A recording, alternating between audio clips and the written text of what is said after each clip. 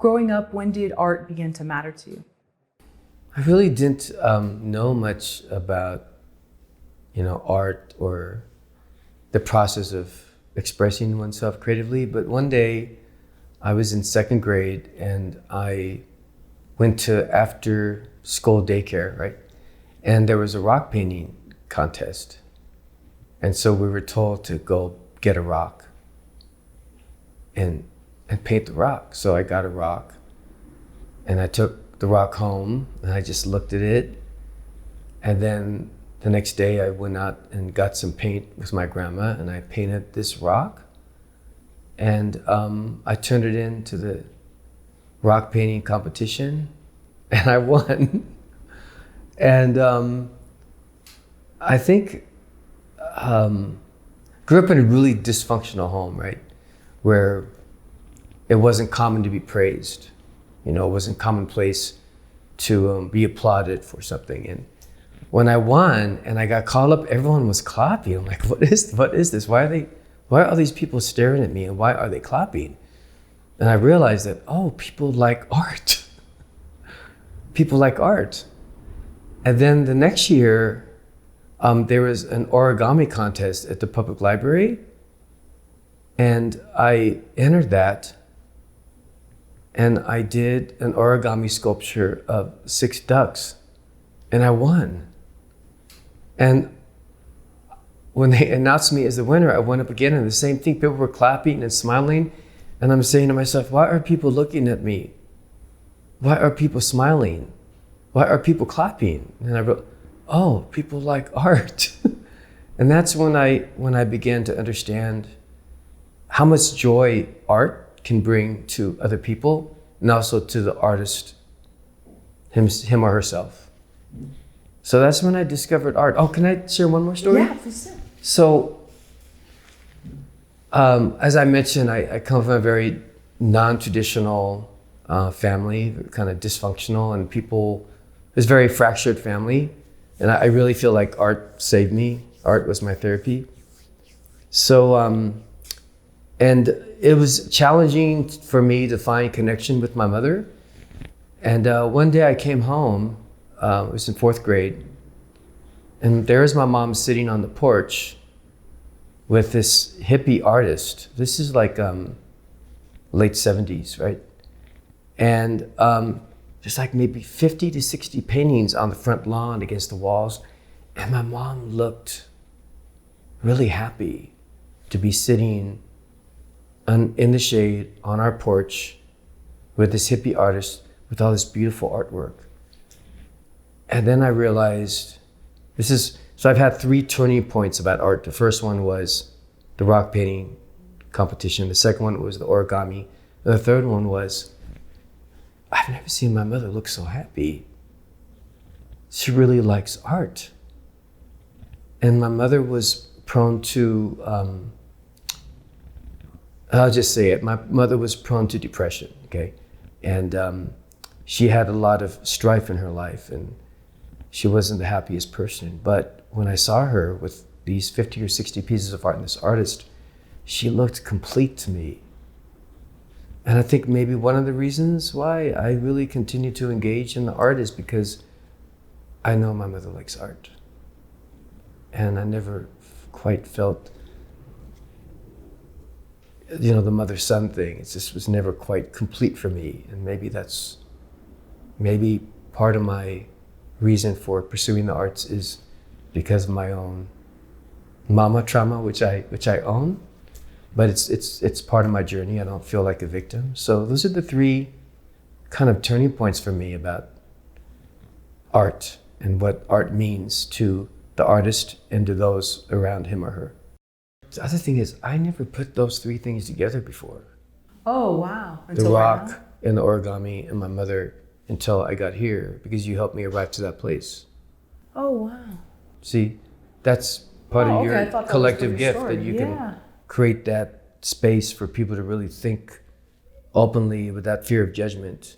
Because I never talked about art. I've never been asked that question and I never thought of it in that way. So thank you.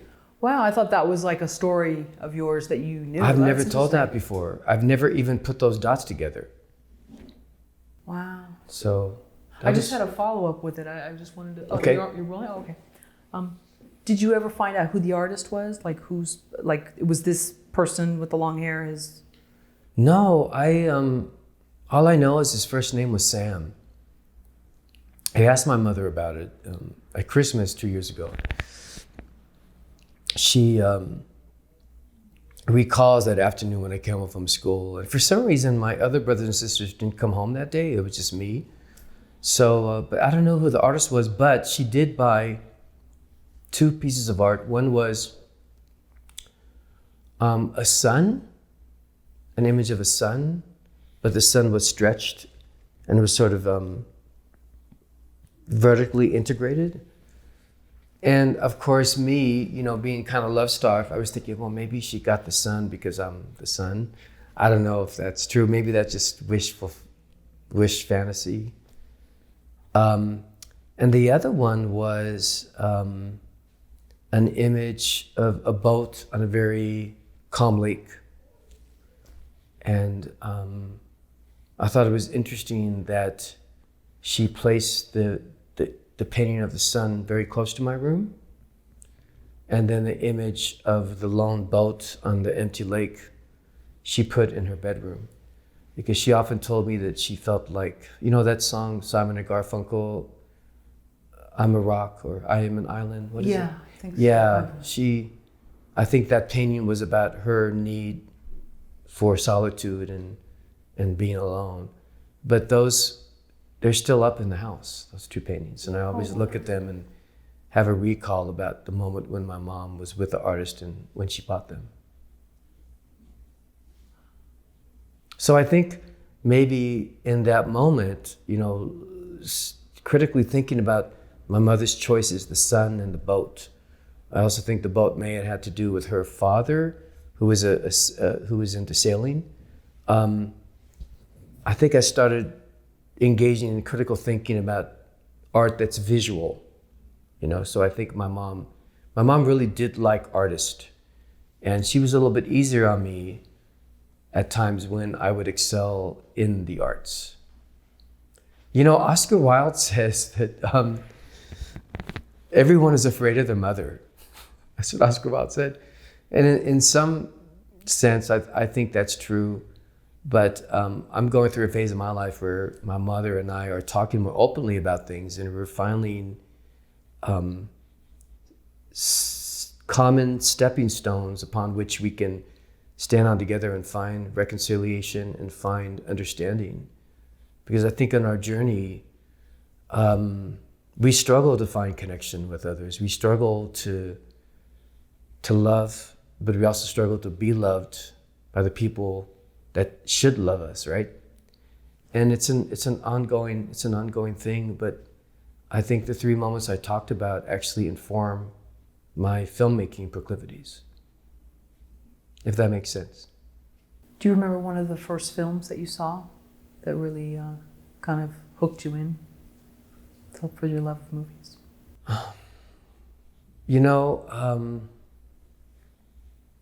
I watched Oliver Twist. I don't like musicals at all. I think, who stops in the middle of preparing a sandwich to sing a song? It's like, I have no patience for musicals. But Oliver, so when I grew up, we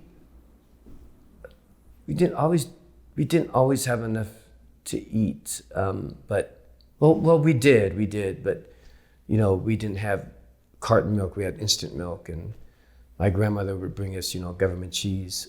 My father was very proud, and he refused to accept any form of welfare. Like, we qualified for the school lunch tickets, and my dad said, no, we're not. Dad, why, Dad? Why not? No, we're not taking money. We don't need it. So I was hungry a lot as a child, and my mother and my father had 4 kids, did not have their college educations. My father had a job. My mother focused on, being a mother and raising us. But I related to Oliver because he was an orphan. He had no family, right? I had a family, but I felt like I was detached from them. And, he was hungry for food and for love. And I found a really deep connection with Oliver Twist, especially when he goes up and says, "Please, sir, I want more." And they said, "More? How dare you ask for more food? You're an orphan in this orphanage." And I watched the film over and over again, and I started acting out scenes with my twin brother, my little brother, and I started taking photos. I didn't have a video camera. And I think that film, just my connection with the protagonist and his journey to find love and acceptance and a sense of belonging, his need for food was really one thing, but the deeper need was to be loved and feel accepted. That inspired me to be a filmmaker. I started making films, but they just were with camera stills, but I'd piece the photos together and I wrote down what was going on. So I started storyboarding at the age of 9 because I saw Oliver Twist. From reading your story, I think you said that the late artist, formerly known as Prince, Yeah. gave you some advice, and you had just moved to Hollywood, I guess, or Yeah. LA? So I actually love telling this story. So I moved to Los Angeles before I got accepted to film school. And I just figured if I don't get into USC or UCLA or AFI, I'll, go assistant director or get a job at a production company or with a studio. So the second day I was in LA, I got an internship with a company called Propaganda Films. And on my second day of the job, a casting director says, "Hey, what's your name?" And I said, "Alex." She said, "Oh, her name is Lisa Fields." And she said, "Would you like to be a stand-in for a famous rock star?" I'm like, "Well, who is it?" And she said, "Well, I can't tell you." I said, "Nah, I don't want to be a stand-in because I want to be behind the camera." So I went back to my boss, Stephen Price, and I said, "Hey, Lisa Fields wants me to be a stand-in for a rock star. She won't tell me who it is, and I don't want to do it." And he said, "Why?" I said, "Because I want to be a director. I don't want to be in front of the camera. I want to be behind the camera." He said, "You have to do it. You've never been on a professional film set." So I raced back, and she was on the phone ready to hire somebody. I said, I'll do it. She said, "Okay." So the next day, I'm on the set, and the DP says, "Okay, Alex, you can leave now." And I turn around, and I'm face to face with Prince. And I'm like, I really wasn't a big Prince fan at the time, but I was looking down at him, and our noses were like this far apart. I'm like, wow, you got 4-inch heels on, and I'm taller than you. And he just laughed, and he goes, "Can we switch places?" And I said, "Sure."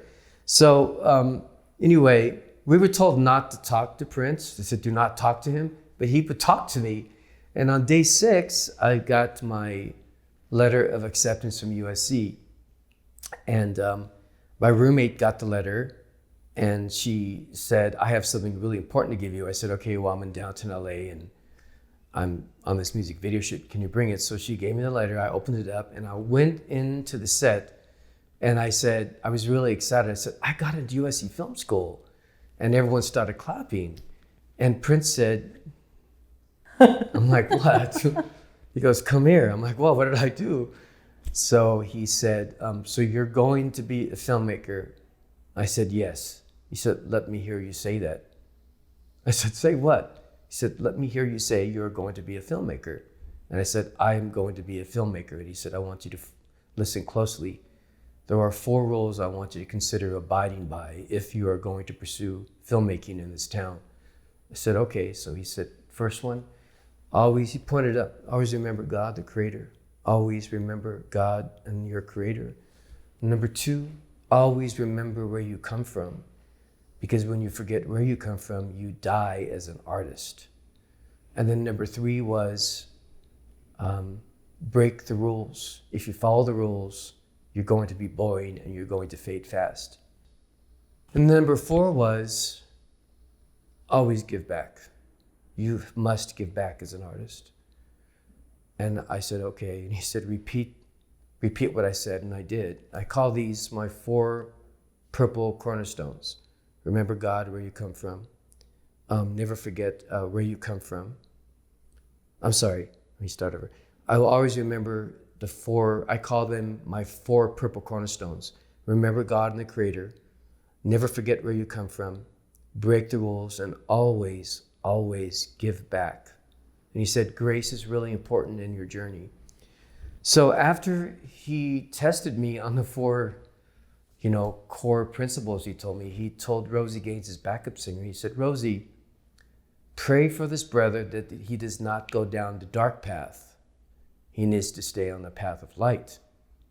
So Rosie Gaines took my hands, placed them on Prince's piano, and made a prayer of protection that I wouldn't be seduced by the dark side, all what Prince called the fleshly temptations. And she said, this is serious. We are praying for you. And after she prayed, Prince said, amen. Wow. And he said, don't forget what I told you. I said, I won't. So imagine that is a priceless encounter that cannot be measured. I just moved to LA. I finished my undergraduate work at Santa Barbara. For him to take the time to tell me these things and share with me his 4 core principles, and for him to ask his backup singer, Rosie Gaines, to pray for me, I never forget this. And one of the reasons why, when I decided to move forward with making FYI Films a nonprofit, I rummaged through my mind. I remember Prince saying, always give back. And he helped me. I don't think I'd be talking about FYI Films if Prince didn't tell me this about giving back. Because it seems like all 4 things you've incorporated, the purple cornerstones. It sounds like that's all. I tried to, and then the second part of the story is, so when Prince died, right, they did a tribute concert for him, and I called the organizers and I said, hi, my name is Alex Munoz. Prince gave me some really good advice back in the day. I will do anything. I will sweep the streets. I will sell popcorn. I will sell hot dogs. I will be an usher. I'll do security. I just want to, in my own way, pay tribute to this great artist because he gave me some advice that I'll never, ever forget. So they said, we'll call you right back. And what happened was, 2 hours later, they called back and they said, we Googled you and you're a filmmaker. Why don't you do a film celebrating Prince? And I said, well, the concert's 10 days away. I can't possibly make a good enough film. And I said, how about if I document it? So I went to document this Prince tribute concert. And the very first interview I did happened to be in the same exact spot when Prince told me the 4 purple cornerstones. It was like, oh my God, this is where Prince told me to remember God, remember where you come from, break the rules, and always give back. And I felt really inspired. Like my body was like trembling because you could feel his presence in that area. It was the concert was right in front of LA City Hall, which is where they shot the video. How uncanny is that? Then I went out to the audience and interviewed some people about the concert, and Stevie Wonder does this amazing rendition of Purple Rain. So I'm trying to get backstage to interview Stevie, and I can't get to him. And the guards are saying, you can't talk to Stevie, he doesn't want to be bothered. So one of my FYI Film alumni from Hawaii, Adrian Kelly, sees me and says, hey, Alex, what are you doing here? And I said, oh, I think I told you when I taught FYI Films, that when I taught the film workshop, that my first experience on a film set was being Prince's stand-in. He said, yeah, but what are you doing here? I said, I'm doing a documentary. He said, well, why do you look mad? I said, because Stevie gave the best performance and I want to interview him and they won't let me get backstage. And he said, oh, I could help you. And I said, Adrian, that's really nice of you, but you can't help me. He said, Alex, I could help you. He goes in the back, comes back, and he says, come on. He takes me to Stevie Wonder. Stevie Wonder's nephew. Oh, wow. So I felt like it was full circle. So, I mean, I got like chicken skin right now because Prince tells me the importance of giving back. I'm there to do a documentary about this concert. I can't get to Stevie.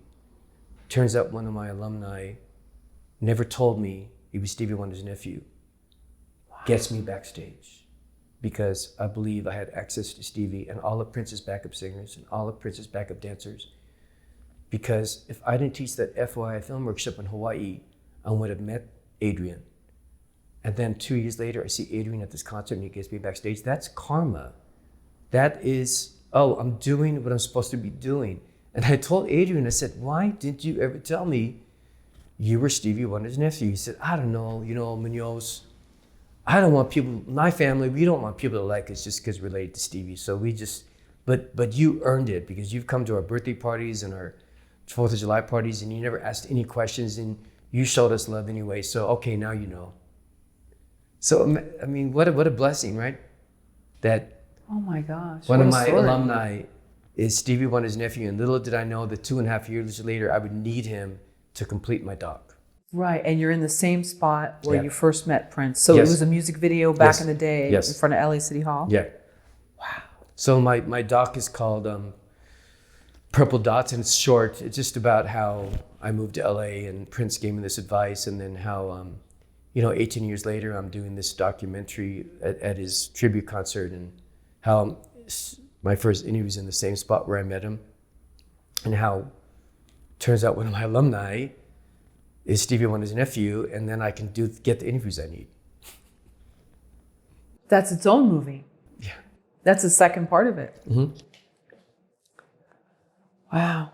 I have a feeling like a lot of stuff like that happens to you, though. Is that true? That you just have like these amazing synchronicities, or maybe I'm wrong. I don't know. I just feel like you have a lot of that happens to you. Yeah, I think I often share this stuff with people, or I put it on my blog, and people say, "Why does all this magical stuff happen to you?" I don't think I see or witness magic more than anybody else, but I do pay attention, and I think I have a heightened sense of awareness because where I grew up, I had to really be aware of what was going on, who's going to act out, who's going to become angry, who is going to go hostile. And because of that, I really pay attention. Also, writers and directors have to have super sharp observational skills. So I pay attention, but I don't think I'm anyone special or I don't have the creator's favor. It's just that I do pay attention.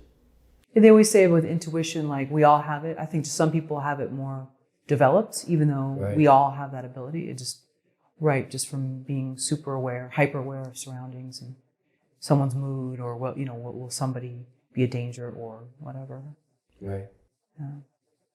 Wow, that's.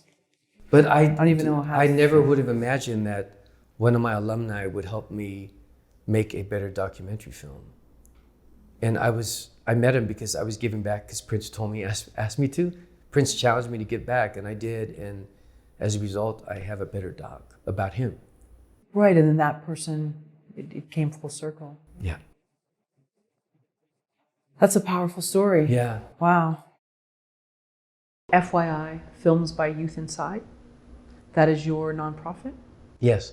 Do you remember the day that you not just, applied for the nonprofit status, but that you actually came up with the idea to do it?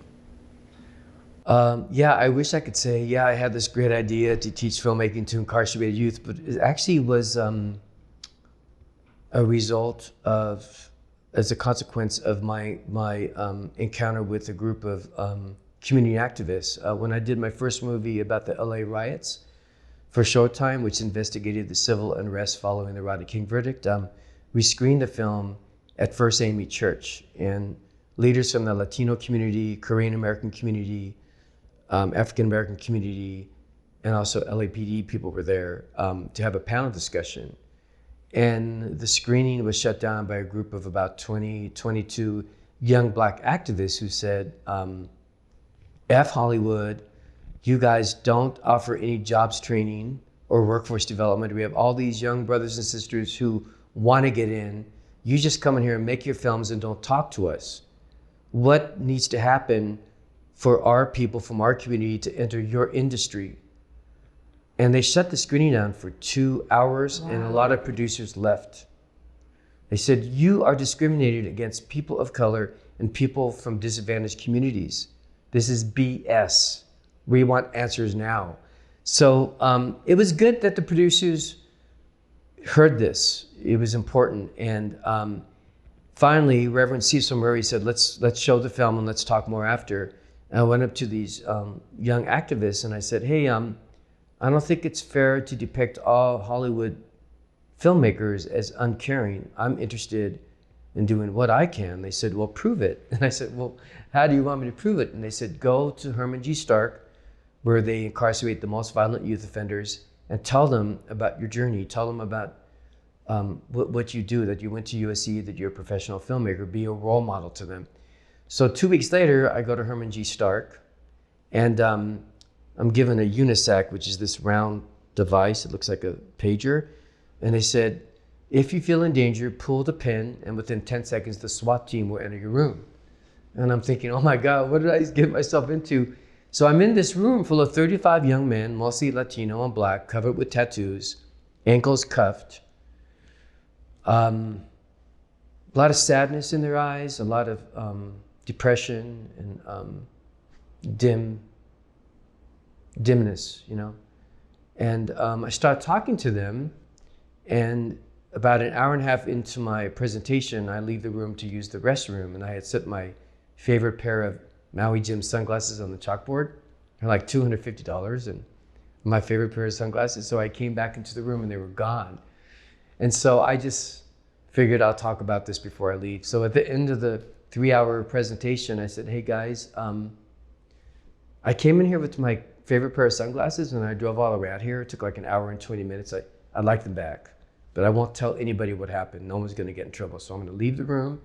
You guys talk amongst yourselves and I'll come back in 2 minutes and let's try to find a resolution. So I left the room, went into the hallway, got a glass of water, just had quiet time. And then I came back and I said, okay, so can someone tell me where my sunglasses are? And a Black and Latino youth stood up and said, Mr. Munoz, we know where your glasses are and you can have them back under one condition. And I said, what's that? They said, if you promise to come back and teach us more about filmmaking. And I said, well, that's not the way the real world works. You don't hold things for ransom to get what you want. But I understand what you're saying. You're basically saying that you really, really want to learn more about filmmaking. That would have worked with me if you just would have said, Munoz, we really, really want to learn more about filmmaking. Please come back. This wasn't necessary, but I'm not going to hold it against you. Give me my glasses back. So they gave them back. And on the way home, I realized that this is a population that is very underserved and demonized and criminalized and neglected and misunderstood. And that's when I decided to continue my work because of the 20 to 25 young Black activists who disrupted the screening at First AME Church and the Black and Latino youth who took my glasses and said, you can have them back if you promise to come back. Without those two events, I wouldn't be talking to you about FYI Films. So this was in 92? Or this 90? was in, no, this was 90, this was actually 2001. 2001. 2001. The riots were in 1992, but the film came out years later. Okay. And so in 2001, then that's where it was showing at this church? Yes. Oh, interesting. Okay. But so, you know, when people, that's why to me, like community activists and grassroots organizers, they're the ones that inspired me to do this. They led me to this place. I wish I could say, yeah, I had this great idea, but it just happened. I stumbled into it because of community activists. And I feel like the Black and Latino ward were also activists for their fellow students saying, we want more arts programming because there was none going on at Herman G. Stark at that time. And so how were you able to get it approved to be able to go in there? Like, did you come up with did they say, okay, come up with sort of a curriculum if you want to come back? Okay. I had to create a curriculum, and you know, I based it off of my first semester of USC Film School, but these youth are subliterate. They write and read at about the 5th or 6th grade level. So I realized I had to take a different approach to how I taught filmmaking. They're also bored with the stagnant grammar of mainstream cinema. They don't like the formality of it, and they really resent how people of color are misrepresented. They demand authenticity. So I had to come up with a curriculum that was commensurate with the academic capacities of this population. And then I had to do all these background checks. And then I did workshops for like another 3 years and then decided to make it into a full-fledged nonprofit. And so I have so many questions. What were some of the first things you either wanted to discuss? Let's say the first day of a program with new youth. These are all incarcerated youth, right? This right. isn't, okay, so they're all incarcerated. And How long are most of their terms? Are they until they're adults or? Yeah, well, it depends. So it usually in LA County probation, it ranges from 6 to 11 months. Oh, okay. And what we have to do when we pick the staff at the correctional facilities, help us identify and locate the right youth. Because if we have a youth, we have to make sure that they're going to be there for the whole 2 weeks while we make the film. And then the other thing I always talk to the leadership about at the correctional facilities is, I always say, don't send me all the good kids, the kids who are like straight A students and are doing well. Send me the bad kids because they're the ones that benefit the most. And the first 2 days, it's usually rocky with the kids who are like, are more reckless and, the troubled kids, but they end up being the best students. So we not only want to impact the students who are behaving well while they're incarcerated, but the kids who society gives up on. Because I don't think we should ever give up on people. That's interesting. Why do you think the quote unquote worst kids are the best students in the end? I think children and youth, even adults, act out more and act more recklessly when they don't feel loved. I would say that most of the students I have who have really had bad behavior problems don't have any sense of love or sense of belonging. I wanted to share this with you, not to be a downer, but I've been working with this population for like 18 years and have had FYI for about 14 years. And in the last year and a half, we lost 3 alumni. We lost 3 students. One student ended his life by ODing because he had no hope. Another student ended his life on the day he turned 14 because he had no hope. And another student was deported to Guadalajara, Mexico. And I got really down about it. I'm thinking, why is this happening? Like, why did we lose 3 students in a matter of a year and a half? Like, what could we be doing better? Like, I started blaming myself. Like, I should have done more. So I found out about 2 of the students. I'm using fictionalized names because I can't use real names. Ricardo and Andrew. I was really upset about them. And then the student who got deported, I call him Jose. He called me. He found me on Facebook, and he called me on Facebook. And he said, this is in a moment when I reached the nadir of my despair. I was really upset about losing alumni. And he said, hey, Munoz, I'm calling you from Guadalajara, Mexico. My family got deported. I said, I'm really sorry to hear that. He said, no, but there's a good part of the story. I said, what's that? He said, one of my best memories of being incarcerated at Camp Gonzales was taking your film class. I'm teaching filmmaking to incarcerated youth in Guadalajara. Oh, wow. That turned everything around for me. Because, see, we learn that when we touch people's lives, that gives them the ability to touch other lives. So that lifted me. So one of my alumni lifted me out of my dark hole I fell into when I found out about students. So the last film we did, I talked about these 3 students to my last group of students, and they decided to dedicate this film to the 3 students we lost. It's in memory of them. And guess what the film is about? It's about vanishing. It's about people disappearing. So it's deep, but sometimes there's tragedy in life, and sometimes there's pain, and sometimes there's suffering, and you learn and you grow from those things. And although I will miss, Ricardo and Andrew, and I still am grieving them. I'm more inspired to work harder to help these young people get on a better path. And these people all had these things happen, the 2 that ended their lives after they got out of the camp? Yeah, years after, yeah. And the interesting story, the young man who was with us at Afterball, I was showing his film to the last group of students I had at AFLIBAL last fall. And one of my students fell out of his chair and started screaming. I'm like, what's wrong? And he said, the actor in the film, that's my cousin. I haven't seen him since he died. And I'm like, what? He said, that's my cousin. And I said, okay, do I need to stop the film? He said, no, I'm so happy to see my cousin, happy. This means so much to me to see my cousin, that he did something. And he was a really good actor in this film. It was called Regret. It's about how we make decisions that we regret, but we learn from it. And so I ended up talking to the student's mother, who was the aunt of the young man who killed himself. And I let her know that her son really shined in this film. So the next week I went to the family's home and screened this film for them. They never knew that he was in a film class. They never knew he could act. And the screening became this moment of celebration because they were so proud of him for like learning all these lines and carrying the film.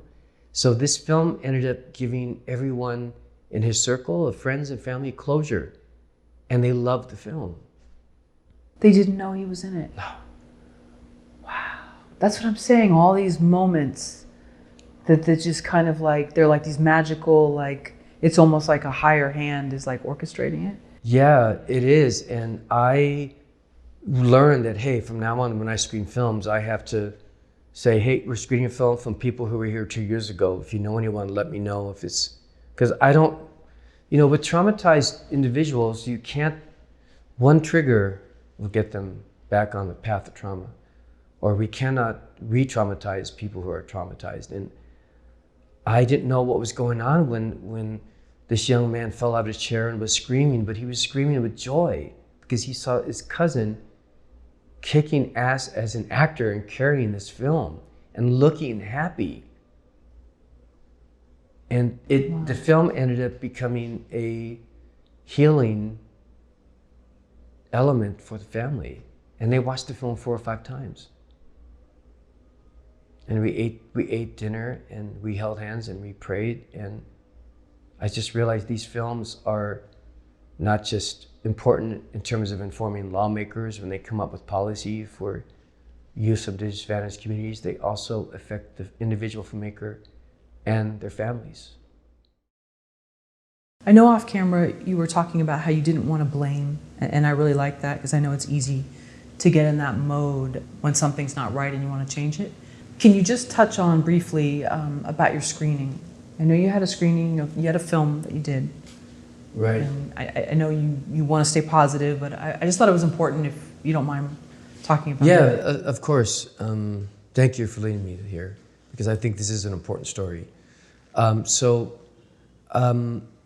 this last workshop I did with 16 incarcerated youth at Camp AFLIBAL, on the first day, the Latino youth expressed a lot of fear and concern about immigration policy and about families being torn apart at the border and about families being abducted by ICE and deported. And it was very emotional for the Latino youth. And then the Black youth were talking about how upset they were that Black people were being arrested from Starbucks for having a business meeting, or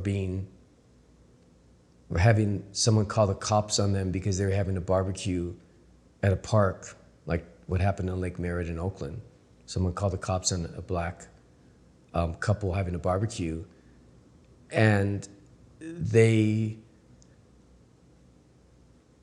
seemed to have a profound sense of hopelessness about their future. So in this film, they decided to address the ambivalent space between visibility and invisibility, and about vanishing, people disappearing. So I thought that was really deep, and this film we made was political. And there's a character they came up with called Zoo, and he represents the future. And in the film, Zoo takes all the people forgotten by history and society and takes them to a better place for healing, where there's no prejudice, there's no discrimination, there's equality, there's peace and love and happiness. So they came up with this fantasy place like Nirvana. So in the film, this character named Zoo says, let us go to the promised land, and all the black ones, you follow them. So what happened was they're having some issue right now with violence in the youth correctional facilities, and some of the violence is between the youth and staff. And some people perceive the film as a message of overthrow. And they felt that the message of the film might cause more unrest. But one person from LA County felt that the shaman character who comes from the future was leading the youth to a terrorist camp to take over. That wasn't their intention at all. But what's happening right now is there's a big battle between folks who want to go away from mass incarceration and go towards diversion. Diversion is when a youth is arrested, instead of going to being locked up, they meet with a guardian and a community leader and someone from the county and say, hey, instead of being incarcerated, you're going to go take this FYI film class, or you're going to take this Shakespearean class, or you're going to take a writing class. But then there's another part of LA County that totally wants mass incarceration because they want to keep their jobs. So we just happen to be caught up in the middle of this incredible storm. There's a lot of changes going on. But I've never had a film screening canceled. I've never had the plug pulled. I received a call from LA County Probation saying, we'd like to see this film that you're going to screen at AfterBall on Saturday. And I said, why? I said, I've never had someone from upper management request to see a film. They said, oh, we just need to see it. So I sent it to them, and 4 hours later they said, you're not screening this film. I couldn't even go to the camp and show the film to the youth. There was some confusion about the legal parameters of can we screen this film.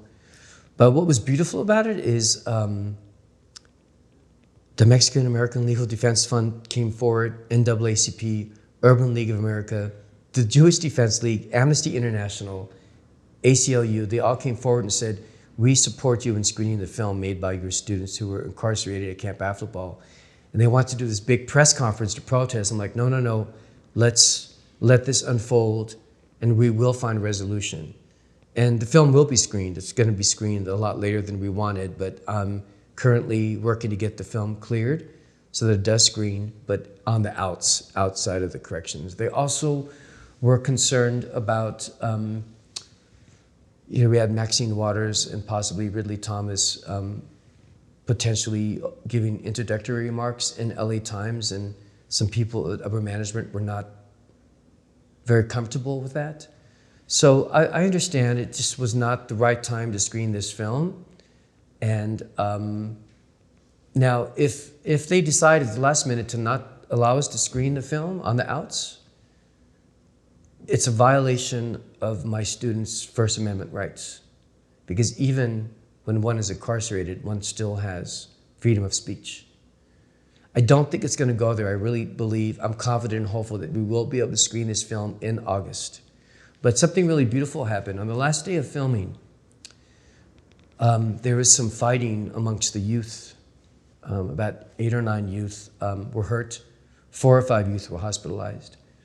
But the 16 students in the film class did not get involved. They became impervious to the violence around them because they understood, they were very clear that if they did not finish their film today, there would be no film to screen. Wow. So it just shows the power of the arts. And like when you give youth goals, something to focus on, they don't get caught up in all that violence. So the next day at the graduation, I told them, I said, hey guys, I just want to commend you. We had a graduation. I want to commend you for staying focused. You didn't get caught up in all the violence. And I talked about how does violence affect the individual? How does it affect your family? How does it affect your community? And then I brought up the horrible shooting at the Tree of Life Synagogue in Pittsburgh. I said, I want to explain something to you. There was a shooting in a synagogue of innocent people. And I want to bring this up because it happened yesterday on the day we had this outbreak of violence. So we talked about hate crimes and genocide. And I've never seen anything like this happen. I think what I'm about to tell you is probably the most beautiful moment I've ever experienced in working with this population. The youth asked for some butcher paper and felt tip pens, and we got it for them, and they got on the floor in the gymnasium and drew a sympathy card for the victims of the Tree of Life Synagogue in Pittsburgh. And they made it, and it just shows you that when you engage these youth and give them a chance to express themselves and give them a sense of belonging and acceptance and empowerment, they're able to connect with their own capacity for compassion. So these are 16 youth, right? Serving time for crimes. They're juvenile offenders, yet they are choosing to write a beautiful sympathy card to victims of a hate crime in Pittsburgh. So we did a doc about this film. It's called From Afflubaugh to Pittsburgh. And the youth said, "Hey, Munoz, can you send this sympathy card to the priest at the synagogue? What is it called?" I said, "Well, they don't have priests in synagogues." "Well, the minister." I said, "Well, it's not a minister, it's a rabbi." I had to explain to them what a rabbi was. And they said, "Well, send it to the rabbi." So I sent it to the rabbi. And he appreciated the gesture. Wow. And it was a beautiful moment, but if that doesn't show you that the arts can help transform lives and can help young people find their sense of love and compassion and empathy for others, I don't know what is. But that was a very profound and meaningful moment, and I will never, ever forget it. I'm gonna email you both the card they made.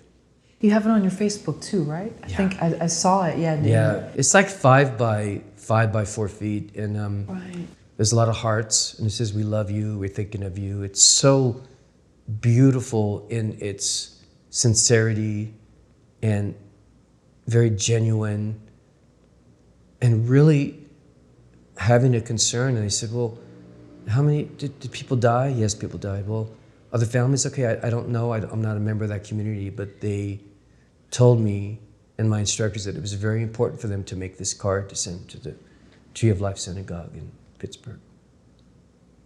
So the screening may happen in August? Yes, I'm waiting for one more clearance, and hopefully we'll do it. I'll make sure to invite you all. Love for you to meet my students who came up with this idea of vanishing. And I think what was really hurtful for me was it was our first film at a LA County probation camp in about a year and 8 months. And the youth decided to lash around this concept of vanishing and disappearing. And they came up with this idea before they heard about the 3 youth we lost. Oh, wow. So that was profound to me. And I said, I just want to let you guys know, you don't know this, but we lost 3 alumni. 2 transitioned, another one was deported. And for you guys to pick up on that is your gift. So they dedicated the film to the 3 young men. And I was upset at probation because I said, do you understand that this is a film about people vanishing? And we've had 3 alumni vanish. And the youth dedicated this film to those 3 youth. But that is a whole different thing. They're thinking about the stability of their department. And I had to step back and realize that I have to be dogged and disciplined and get this thing cleared and screen this, and it's just not going to happen right now. I had to accept that. It was hard for me to accept. I was stressed out. I was calling on my funders, calling all the political leaders saying, I'm really sorry this happened. And I didn't even understand what was going on, but it was a very stressful week. I imagine how heartbreaking that is. Like, you have 16 youth work on this amazing, artistic, profound film. It was tough. That was a tough week for me because I was so proud of my students for really addressing why are Black people disappearing from Starbucks and parks? Why are Latino families being torn apart? Why are Latinos being abducted and deported? This is causing a stress, Munoz. Can we make a film about it? Yes, we can. We did this film. We also dedicated to the 3 alumni who are no longer with us, and yet they pulled the plug. So it was really tough, but it's looking better now, and I'm very confident we will screen the film. And now the good news is that all these venues have offered their space. Oh, wow. And now the screening is going to be even more jam-packed because they heard that the first screening was canceled. But for the youth to see it, that were the 16 filmmakers that made it, they wouldn't be able to go to these venues, right? Oh, they'll go because they're all out now. Oh, they're all out See, now. that's the other good thing, because Okay. now we'll go around and we'll pick them up and we'll bring them all to the screening. And we won't have to deal with the restrictive guidelines of probation. And I think probation is kind of back down. It's a very sensitive time for them right now. There's a lot of some violence, and there's some conflict between the youth and the staff, and whether they should use mace or whether they shouldn't use mace, and when is diversion going to happen? How are people going to make money if diversion comes in? There's a lot of confusion and chaos right now, and we happen to be smack in the middle of the storm. How did you let the students know that the screening was canceled? I called them, and they gathered in a small room, and I had to tell them over the phone. What was their reaction? They were very upset. And then I went again the following week, and I was able to screen part of the film for 2 of the students, and they were very, very excited about the film. So I did get to screen some select takes to 2 of the students. But the other ones, I just said, hey, we're going to screen the film. You will get to see it. Trust me, I'm working on it. So this screening that happens, hopefully early August, will be a beautiful moment of solidarity and unity and triumph, because, wow, we finally got this film out, you know? And how many screenings have you done total since, like, what, 2001? Oh, it's really difficult to get the films cleared because you have to get the courts to sign off and the head judge and probation. But we've done about 15 screenings, yeah. Usually they're small. I prefer to screen the films. There's 2 venues that offered us their theaters, but they have like 300 to 350 seats. And when you get an audience that big, it's really hard to have an intimate, meaningful conversation. So I prefer venues that are like maybe under 100. I find that 60 to 70 is usually a good number, because then there could be real engagement. And the power of these screenings is, yes, the films are great. Yes, it's amazing that the youth write, direct, and perform in these films. But the most powerful thing is when they get up and talk about the process of making the film, how they learn things like discipline, focus, meeting deadlines, working with people who are different from them. A lot of my students, they come from rival gangs. And it's my job to make sure that, hey, we're on the same team right now. So during the Pro Bowl, does someone from the Oakland Raiders hate on someone on the Broncos because they're in different conferences? No, they're in Hawaii to win the Pro Bowl. They're gonna let go of those differences. So I call it the all-star factor. When I break it down that way, they go, oh yeah, that makes sense. And they just let it all go. What is day one like for the workshop, the FYI workshop? What are you going over first? Well, day one, my students are like this. Like, who are you? Like some Hollywood guy trying to tell us to make films. And hey, we don't want to make Hollywood BS films. Like, we want to make real shit. We don't want to make fake stuff. So they resist me. And when I say we're gonna make a film, they do these phobic tilts like, what is he talking about? How are we gonna make a film? We're locked in here.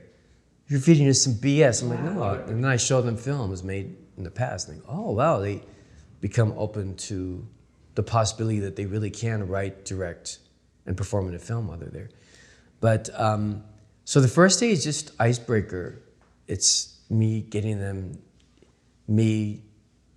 learning to trust them and them learning to trust me. And we talk about stories. For instance, I start out every day with the story of the scorpion and the toad. Do you know that story? No. So, and they love this story, and we act it out. So there's a toad, right? And he's swimming around. The scorpion comes down and says, hey, toad, I need to get to the other side of the stream, and I can't swim. He says, please help me. And the toad says, I'm not going to help you because you're going to sting me. I know what scorpions are. The scorpion says, no, please, toad, I need to get to the other side of the stream because my mom's sick and I need to go see my mom, and I promise I won't kill you. And toad says, no way. I've heard about you. you always kill people when you get what you want. The scorpion says, no, I promise I won't kill you. He said, please. And the scorpion starts crying, I want to see my mom.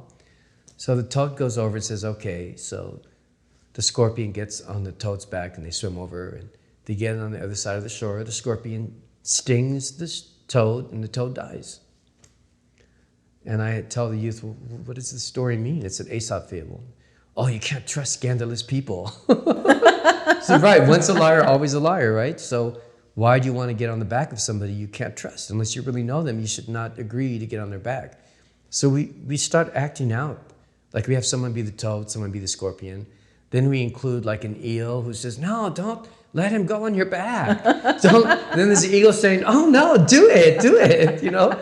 And so we basically explore storytelling. And the storytelling is very, very, very powerful. So the first day is pretty much about, I let them know that they're going to make a film, they don't believe me. So then I show them films made by past youth and they're open up to it, but they're still kind of rigid and coiled. But then once we start doing these improvisational where they play, I base my teaching on Huizinga's essay about how important play is for people, especially youth who have been through trauma.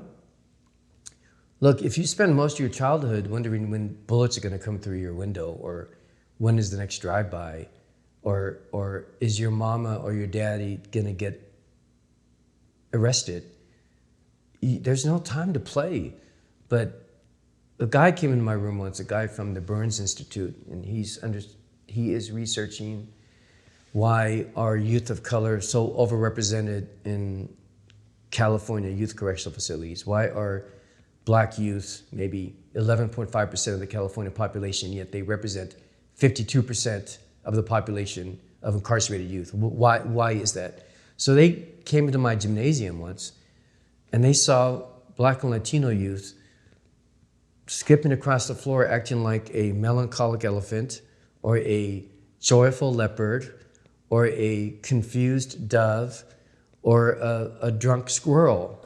And you create a space of trustworthiness and where everything that is said within that group is sacred and there's no wrong answer and nothing is wrong.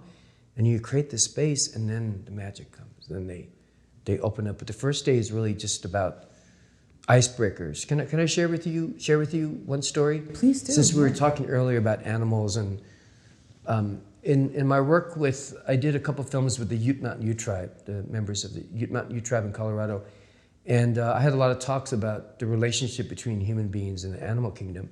So in this last workshop at Camp Affleball, I noticed the kids were like really, really standoffish and really distant and doing a lot of this like, what? No, it can't be, he's not serious, this guy's a fake. And a rattlesnake entered our room.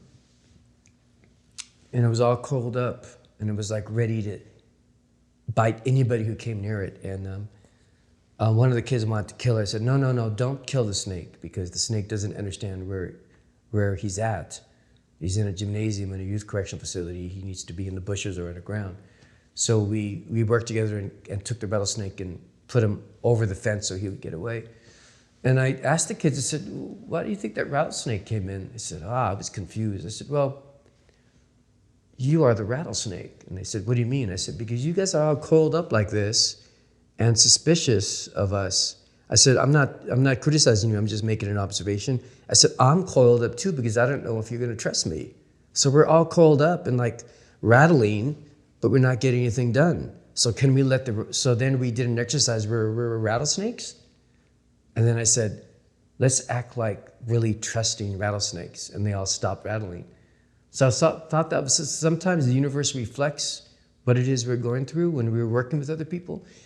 In the middle, on the midpoint, Saturday would be day 7, a California brown tarantula entered the gymnasium. Oh. And the kids got scared. I said, hey, it's a California brown tarantula. They will not bite you. They're not venomous. They're harmless. So I picked it up and my instructor Tyson picked it up. I said, look, it's not it looks scary, but it's not. And the kid said, oh, that's just like us. Like a lot of people out there think we're dangerous and we're going to hurt them, but we're not. We just want to have enough to eat, and we want to love and be loved, and we're not always dangerous, you know? So that was another example of the universe reflecting what was going on between instructors and students. And the last day, this is amazing, the last day, never had this happen. I've never had any animal visitations during our workshops, but on the last day, we were filming the last take. And not one, and not two, but 3 deer come up to the fence and look at us. And I said, cut. And I said, let's look at the deer. What are the deer? What are they doing here? I said, I've never had deer come up to me. I've done 8 workshops at Afterball. So what do you think? Why are the deer here? Oh, I don't know. They like filmmaking, you know? Like, well, there's something deeper than that, I think, because animals pick up on, they have that sixth sense. They don't have a lot of the luggage we have as humans. What are they saying? And I said, let's look in the deer's eyes. And one of the kids said, they like the fact that we're doing something productive and good. I said, you're right. I said, they're reflecting back on your focus. And when the deer came, 2 of them left, but 1 sat down until we finished and just watched us. And it created this feeling of acceptance and gentleness and empathy, because deer are very gentle. So that's something to be noted. And I actually talk about it in the doc, how we had a rattlesnake visit on day 1, a California brown tarantula visit in the midpoint, and the last day the deer came. And I also feel like the deer helped get the youth to that place to connect with their empathy. Because they said, wow, the deer look really friendly. Like they look like loving, like they care about us. I'm like, yeah, that's the nature of deer. And it got them to think about what part of me can be like a deer? How can I be loving or sympathetic or be interested in someone else's well-being? But it was I believe it was the 3 deer that were very instrumental in getting my students to that place. I mean, I've never had animal visitations. I had 3, rattlesnake, California brown tarantula, deer. You cannot ignore these things.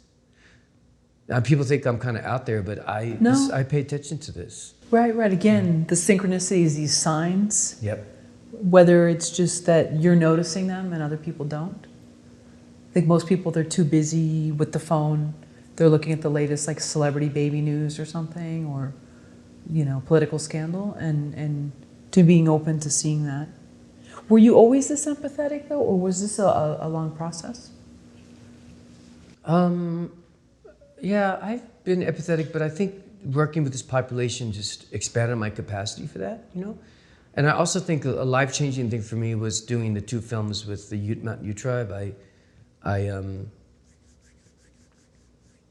have a medicine man. His name is Waylon Plentyholes. And we were having some really weird stuff happen. We were shooting in a youth shelter, and there was a lot of really dark stuff happening, like people having negative thoughts, people having being overcome with anxiety, people becoming someone they weren't, people breaking out in hives. And I called my medicine man and I said, I need you to please help me. And he came in and did a blessing with the red willow brook bark and sage. And I asked my medicine man, I said, what was going on that set? I said, there was some negative energy. And he said, where you're filming, many youth were abused, many youth committed suicide, and there's a lot of negative energy around here. So you were feeling that. So I had to have the medicine man come and clean up the space every day before he filmed. And he taught me a lot about animals and how they communicate with us. And I think that opened my eyes to, I don't know, it just helped to expand my awareness, all my conversations with folks from the Mountain Ute tribe. And the other, since you're talking about synchronicity, my tia, you can use this or not use it, but my tia, my aunt, told me before I went to Colorado 3 years ago, she said, you're going to have a hard time. This is going to be a very challenging thing, because life on the res is really tough. It's really hard for me to talk about, because I don't like seeing young people, anyone suffer. So she said, you will have an ally. You will have a male ally that will help you overcome the negative forces. And I figured, my ally is Chief Hart. It's definitely the chief because I get along well with him and he's powerful and he's like a shaman. So when this incident happened where we were shooting on the youth shelter, I called the medicine man and said, I don't know what to do. There's some weird stuff going on here and I can't cancel the shooting. I can't, because we're not going to finish the film. I need you to please come and help me understand what's going on. So my tia said, you will have an ally and he will walk in 2 complete counterclockwise circles with you. And I said, really? She said, yes, you have an ally and you will know who it is when he walks in 2 complete counterclockwise circles. So when Waylon came, we had to sit in a circle and we smoked red willow bark and we smoked sage and we had to turn the pipe counterclockwise as we passed it around. Then he said, I need everyone to walk with me in 1 circle. So we walked in 1 counterclockwise circle and I said to myself, that's not him. He's not my ally because he's younger than me. You know, he's like 32. It's like, nah, it's not him. It's Chief Hart. So on the last day of my last day in Colorado, I was told that when you ask a medicine man or a medicine woman for help, they can't say no. Even if you are their enemy, they cannot say no. Also, they cannot charge for it. They don't understand like how in Western culture you have to charge to see a doctor or charge to see a therapist or charge to see a psychiatrist because they believe that if you have a gift to heal, you heal. You do not charge for it. So I figured, okay, I can't give him money, so I'm gonna buy gifts for all his kids. So I went to his house and gave the house kids, they made me a really beautiful lunch. And he said, before you leave, before you head to the airport, I'd like to show you my property. And he said, let's go. And his wife and 3 kids left, and we walked around the property in a complete counterclockwise circle. And I said, you're my ally.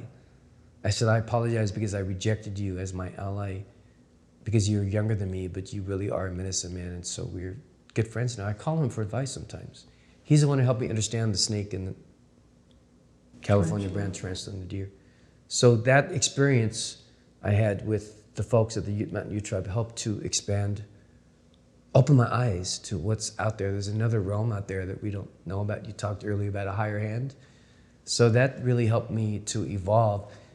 Also helped me to evolve as a filmmaker because on that, the day before the event at the youth shelter, a man from the Apache tribe came up and said, do you know what you are doing with the young Native American youth here? I said, yes. He said, what are you doing? I said, I'm teaching them filmmaking. He said, what else are you doing?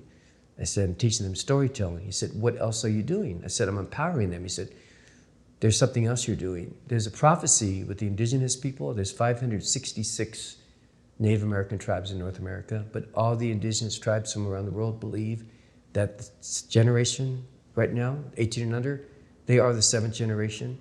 That's the generation that is going to wipe out discrimination, inequality, human suffering. And so he said, when you teach young people, you are preparing the 7th generation to heal the world.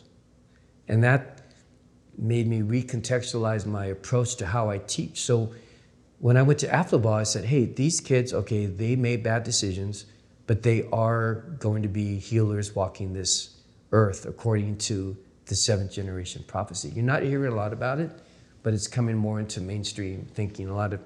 There's new companies called 7th generation. But so to rethink my role as not just teacher or film teacher, but nurturing and cultivating and protecting their gifts so that they can go on and make the changes in the world that we want.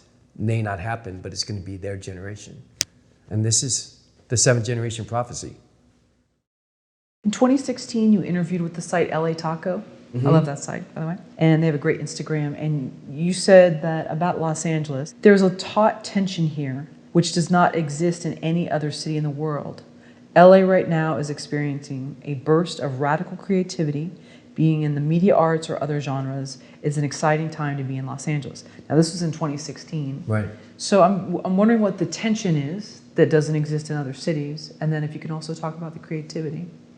Yeah, it's hard to like find a name for it, but so look, I work a lot in Berlin. There's a tension there, but it's more there's a lid on it, right? New York, there's a tension. But there's a feeling to LA that LA offers that no other city has. And when I say taut tension, it's not in a negative way. It's just that there's so many different cultures buttressed up against each other, and we're understanding now that we need to not only coexist and cohabitate, but we need to get along to make our community safer and better and stronger. But also there's a lot of experimentation going on, whether it be at Cal Arts or Pasadena Arts Center.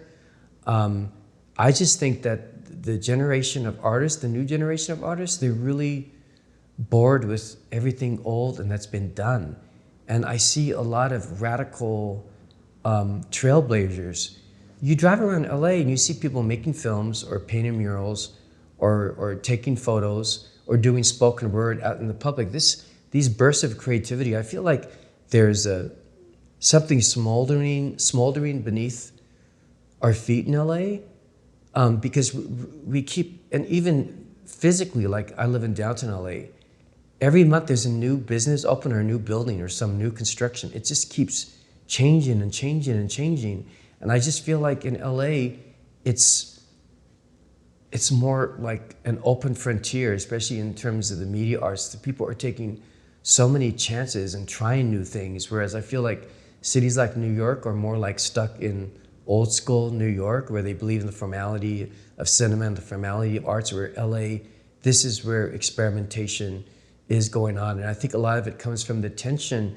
You drive down Venice Boulevard and you go through a high income neighborhood, then you go through Koreatown, then you go through a low income neighborhood, then you see Korean Americans, then Latinos, then African Americans, and then more white folks, and then to the beach where it's really white and uppity. But it's that tension, the combining of different people from different backgrounds, different cultures, different classes, that creates something really, really exciting, and right now there's a lot of tension in downtown LA because, and when I ride down Skid Row, right, I am not able to reconcile what I see with what I was told America was by my parents or grandparents.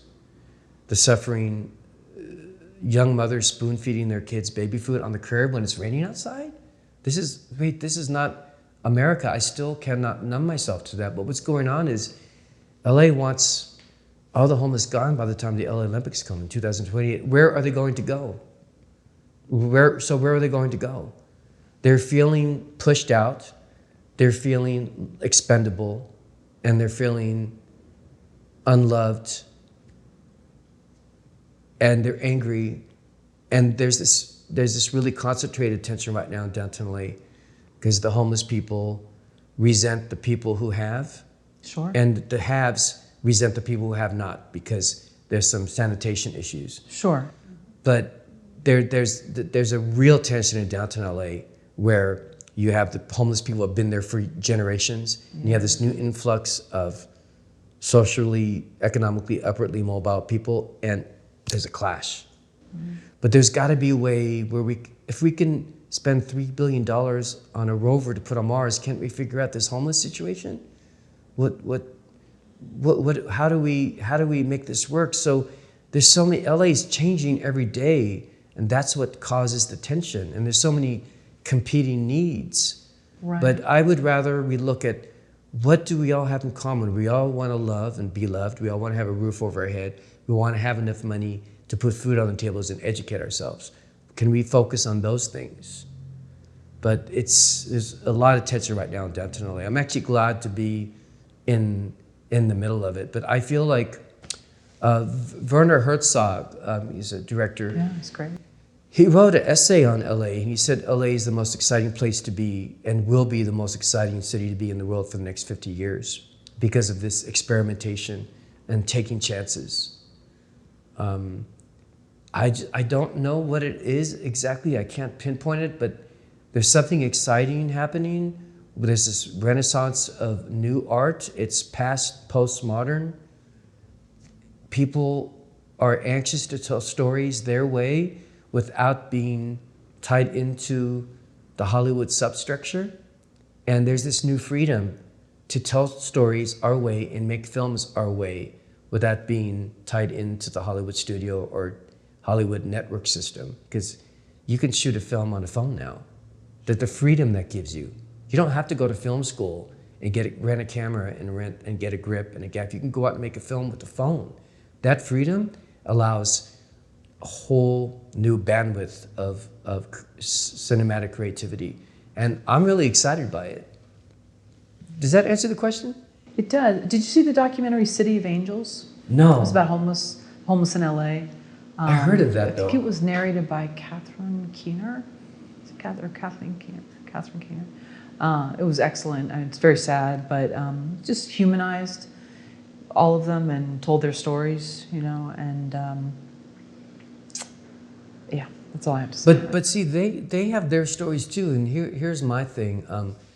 I have a mentor who would say doesn't believe in organized religion, but he said, look, this is Earth, these are the people, and this is God. We're all connected. My feeling is this: so if there's a community that's suffering, like let's say the homeless people are really suffering because they're compressing the size of Skid Row, and the population of Skid Row has almost doubled in the last 4 years. So you have more people in a smaller space competing for resources. So my argument is this: so if your hand is cut and you get gangrene, let's say you have a cut and it's infected, it affects your whole body, and you have to treat that hand, otherwise the infection is going to spread. So when there's a community that's suffering and is in pain and is not well, it affects all of us. They are part of the family of humanity. So some people may not perceive the homeless people and the mentally challenged people as an inconvenience and as unsanitary and as unwelcome, but they're still human beings. And if we don't take care of them, we all suffer. And I'm concerned because I don't know where these people are going to go when the LA Olympics come. Well, I don't know how true this is, but I heard that during another LA Olympics, they just bused them to outskirts of LA that weren't as populated. Again, it's just a rumor. But yeah, I don't know what the easy answer is. I mean, I guess the problem is when people say, well, we offer them housing and they don't want it. And I understand, because there probably are some pretty strict rules with that. And maybe not everybody's meant to fit into a certain box, and maybe it's too much for some of them who've been used to being so free. And I guess the hard part is that, the sanitation thing, I mean, I don't know if there's a way to offer just a public restroom. And that I realize then who's going to be paid to clean it and take care of that. I mean, Santa Monica has a public park that's great. It's clean. Everybody can use it, and they do an amazing job at keeping it clean. But yeah, I hear you on that one. It is hard, and I've seen a lot of people, not just homeless, but what they call rubber tramps or whatever, that are in their their RVs and stuff. There's a huge community of that. I actually think there's a radical opportunity for us to lead them to a place of inclusion and belonging. Like, why couldn't someone come up with an idea where let's hire homeless youth and help them build these new Olympic facilities? If we're going to create a village for international athletes coming from every country from around the world, why couldn't we create a village for formerly homeless people to live in the village and just work on creating venues or putting art up around the city for the Olympics? Let's get them involved. Can we get them involved and create job opportunities? And while they are working, can we teach them skills that will allow them to become employable after the Olympics leave? That's a good point. But that's another tension, because you can't, when you sweep something under the carpet, because LA wants everyone to think there are no homeless people here. Well, guess what? There are. You keep sweeping something under the carpet every day, it becomes this big mountain that people just trip over.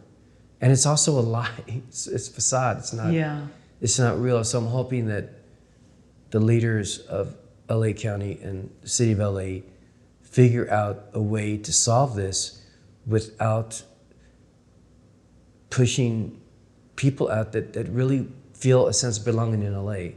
I'm really hoping that they will be up for that challenge. Even though you're from the Bay Area, but somehow you've found your belonging here in LA, which is interesting because I'm also from the Bay Area. And I know the Bay Area has a lot of negative thoughts about LA. I don't always see it in the reverse. I don't always see Angelinos like, oh, that Bay Area, they're so flighty and uppity and this and that. Maybe they say they don't, I don't know. But I don't see as much of reverse. So I just find it interesting that you've embraced LA, even though you're from the Bay Area. Yeah, there's a bad stigma when it comes to people in Hollywood. Like my dad came to an event of mine, and a colleague of mine brought his girlfriend who's an actress, and they were at this party I threw after one of my screenings, and my colleague's girlfriend was very attracted. My dad was taking a picture of her because he just wanted a picture of her because he thought, oh, maybe she's a famous actress. And she looked at him and said, I didn't tell you you could take a photo of me. I'm a SAG actress. Do you have my permission? Where's my release form? Oh, wow. You're nobody. You're nobody to me. And so my dad was really upset. And I went up to this woman. I said, you cannot talk to him like that. That's my dad. And she goes, oh, I'm so sorry. I said, you should not talk to anyone like that. And I kicked her out of the party. I said, I don't want people like that who would treat not just my father, but anyone like that. And she went to meet me. But since then, my parents don't want to come back to see my screenings because of this. This is stuff like this happens, and it gets back to the Bay Area. Sure. You know? Yeah, I mean, we interviewed this couple, Mark and Elaine Zachary, and they said there's a good Hollywood and a bad Hollywood. And I think that that's the case. Maybe not a lot of gray area, but I think that that's the case. Yeah. And it's trying to find those that are in the Hollywood that you want to belong to. And so, you know, it's different when you're making indie films because you kind of want to think, well, I'm not in Hollywood, but there is an industry sort of personality, and we're all fragile, and we're all like trying to get our message out there, trying to get our work out there. So that creates certain things. I get it. And, but yeah, that's not a good story. But. Yeah, there is a good and a bad side, but unfortunately, it really put a really distasteful. It was a very bad experience for my dad, and they're now not interested in coming down. When I have a film that comes out, I go up there to screen it for them because of that experience. Well, what's interesting is that they, you know, the argument of that Hollywood's morals are bad, and the messages that they put out. Okay, I agree with some of the films. When they try to do these like positive certain films, they might be too squeaky clean for some people to really relate to. So I feel like there's not enough of a middle ground with some of the, I get why, you know, Hollywood could be branded, not smut peddlers, but I mean, for lack of a better word, okay? Or too cookie cutter. I guess there's not enough of a middle ground for the positive messages. It seems like it's too squeaky clean. It's not real. But I do have a hard time relating. I'm not saying I'm better than anybody, but I do find difficulty relating to people who are in the industry because they want to be rich or famous. I want to tell stories, and I want people to feel something deep and profound. And my other hope is that, like in the work I do with incarcerated youth, to see how they shine. Like this is a segment of our population that is so misunderstood. I'm hoping that my films will help contribute to the elevation of a collective human consciousness about, wow, we're really the same. These kids aren't that bad. I messed up. I believe people deserve a second chance. I also believe that forgiveness is freedom. And I think people deserve a second chance. What about these kids forgiving themselves, even if it wasn't their fault for something, whether it was just the family they were born into? Do you ever go into that? Yeah, we do. You know, it's interesting because the youth typically make films based on their own personal or immediate history. And when they see scenes from their own personal lives played out on a big screen with an audience of 100 to 200 people, and people relating to their story and then getting an applause, I'm not a psychotherapist or psychoanalyst, but by making films about their immediate past, it renders the past unrepeatable. They gain perspective, like, oh, why did I do that? Why did I have two babies' mamas? Like, oh, I guess I wasn't thinking. And they begin to think critically about their own lives, and it helps them gain perspective on their lives. And we talk about, well, like the law of physics, to every action there's an equal and opposite reaction. To every action you take, there's a consequence. So you have to slow down and think about what are the consequences of this. This is something I took up Zen meditation. So Zen meditation, and one thing I'm learning is not reacting when you sense conflict. You don't just react. You listen, and you be like that bamboo tree, which the roots go very deep, and the wood is so strong, termites can't eat, that bend with the wind, but never break, never break, never break. I talk about that with the youth and get them to think critically about their lives. So they do begin to, I always say, if you spend most of your life regretting what you did, you're not gonna actually be present in life, but they do get to that place after they see their films. Alex, how much are you sacrificing your own Hollywood goals to be so heavily involved with FYI Films, or did you never have Hollywood, quote unquote, Hollywood goals? Yeah, I have goals that are in alignment with how Hollywood perceives success, but I don't feel like I'm sacrificing anything because I feel like this is my organic journey to being a filmmaker.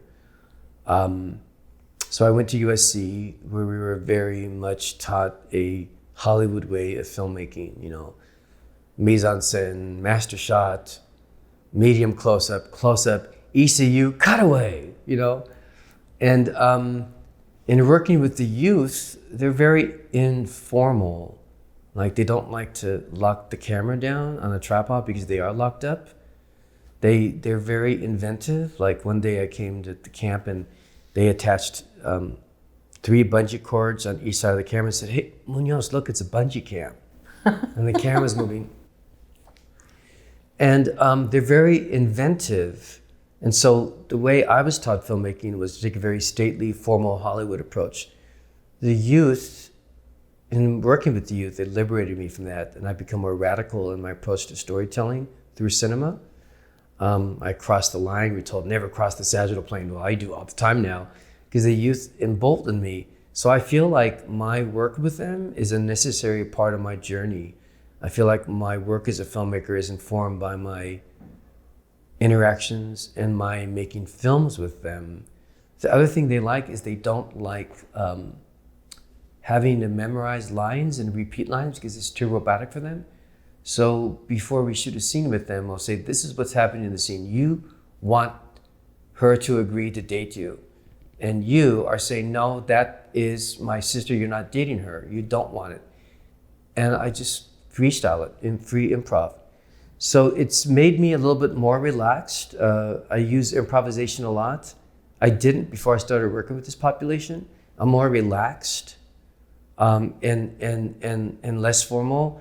And it's interesting because when I place Sony Pictures Entertainment, they support us and they give us cameras. And when we give cameras to the youth, the first thing they do is they point cameras back at the surveillance cam saying, I see you.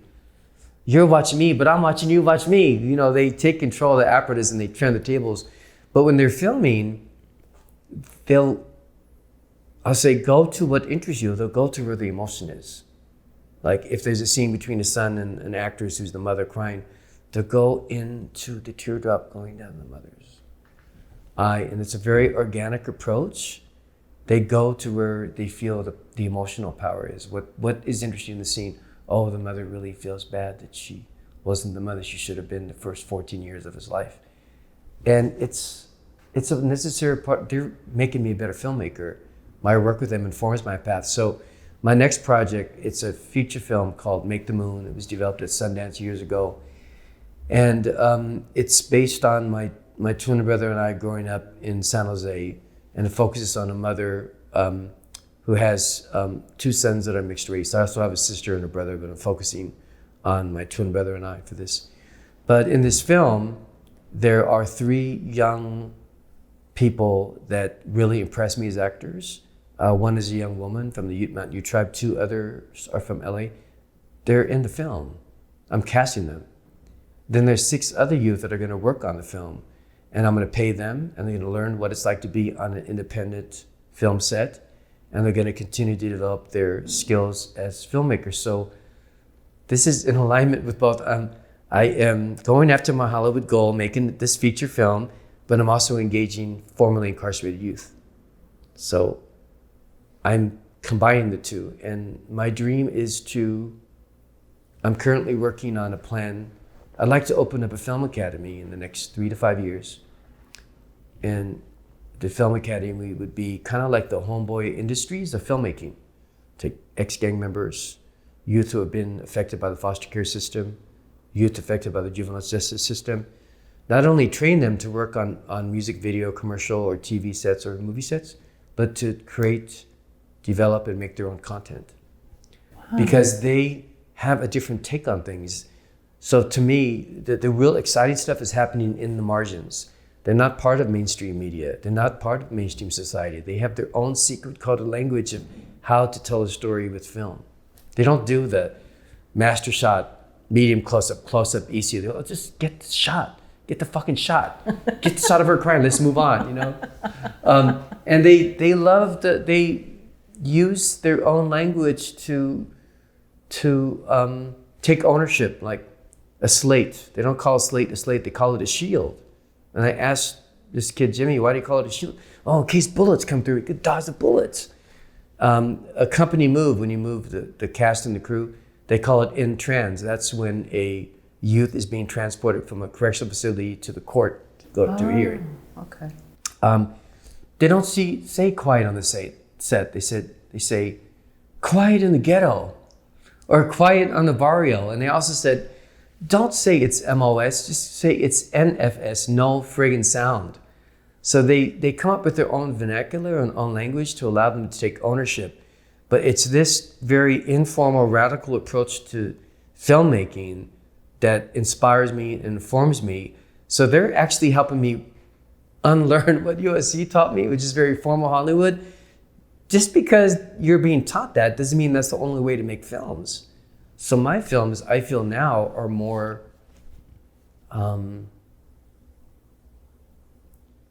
alive and more expressive because I let go of some of that old school training, you know?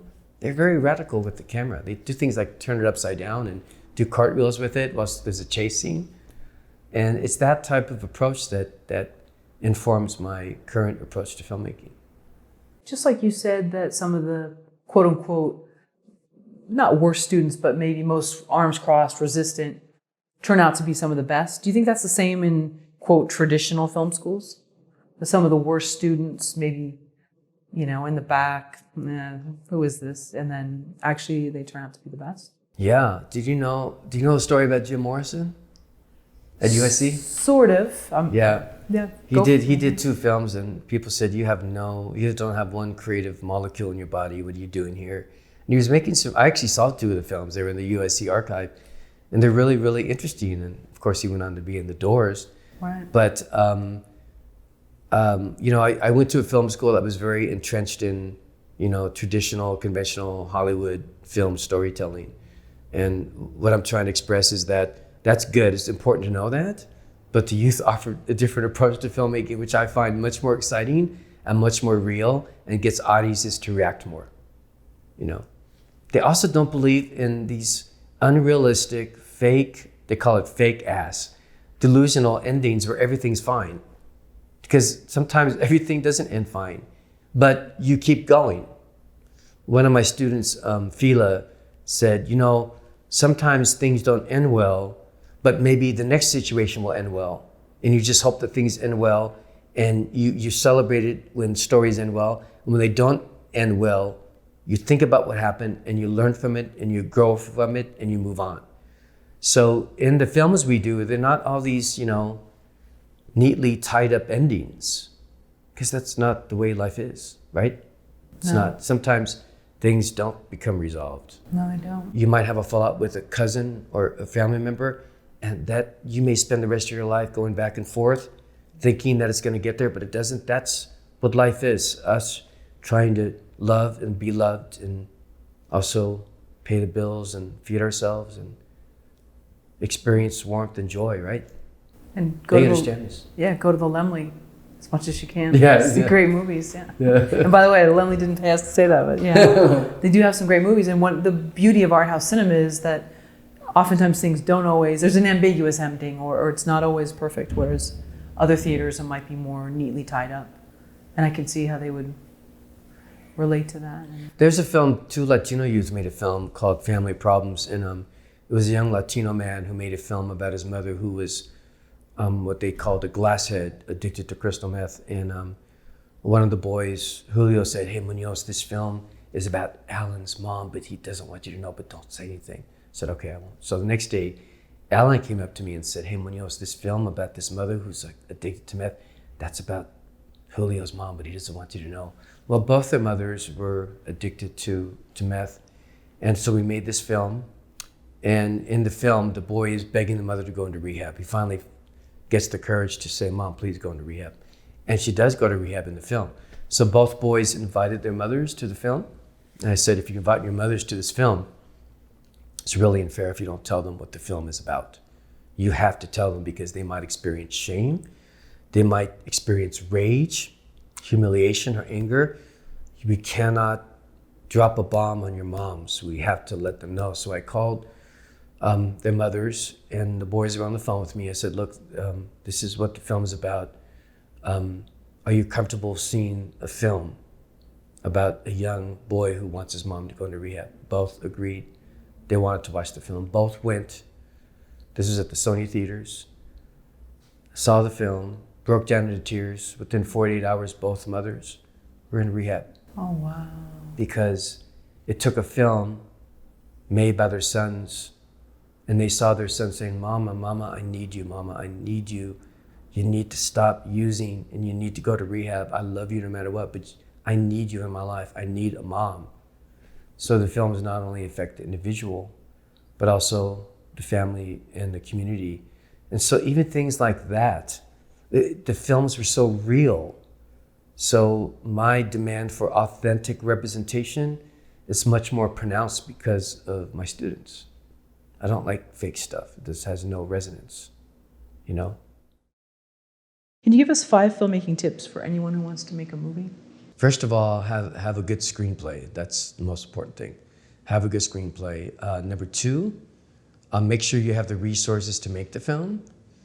Don't rush into making the film unless you have the resources to pay for the camera equipment, the locations, and personnel. The third one is have a really good producer who knows what they are doing, and be very, very selective in who you hire. So have a good script, have the resources to make the film, hire a really, really good producer, be polite and respectful and grateful to every crew member and cast member. Very, very, very important. And one way you can show gratitude is by feeding people well. Keep the morale up. And number 5, be open to suggestions. If an actor, I did a film with Rena Owen, a really great actress from Once Were Warriors, and she's on another plane. I mean, her acting is she's not. It's not Rena Owen, it's the character. It's amazing. And so I would block things out, and she would say, "Well, I was thinking Oma would do it this way." I said, "Yes, you're right, let's do it." You have to be open. Don't let your ego get in the way of the process, because that will really mess you up. If you're working with an actress that has been acting like for 30, 40 years, and you've been directing for 5 years, listen to that actress. So be open to taking guidance or suggestions, because it will make your film better. What was the biggest mistake you made in the beginning on a film set? Oh, so I directed a music video for a company called Oil Factory, and I got assigned a cinematographer. I didn't get to pick him, and I would ask him to do something, and he wouldn't do it. And I would say, "Shoot it this way," and he would shoot it another way. And the mistake I made was I didn't stand up for my vision. I said, "Well, I guess this is what I have to do." I was just out of film school. I'm like, "Oh, I guess, well, he's an ass. I guess sometimes you have to work with asses." But the music video did not end up being a good video. Why? Because he had no interest in executing my vision. And I don't know what this guy was about, but the mistake I made was not standing up for my vision in front of everybody. I was too shy about it, you know. And I'll never make that mistake again.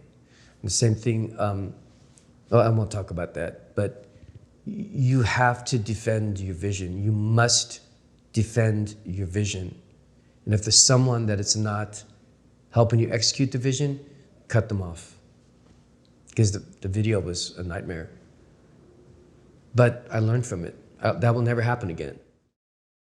What has contributed to your success so far? Whether it's watching something else, someone else, seeing how they work, liking their style, making mistakes, learning from them, belief in yourself, meditation. What do you think has kept you, I mean, you've been doing this, I'm sorry, with FYI 17 years? Okay. 15 years. 15 years? Yeah. And you'd been making films previously? Because you went to film school. You went to 2 film schools, right? Right. No, I went to one, USC. Oh, USC, okay. Yeah. What do you think's contributed to you staying in the game? Because not everybody stays with this. Some people could make one film, they go to Sundance, they win an award, and then either they can't find funding for the next project and they walk away, or they get tired of it. It's a lot of work.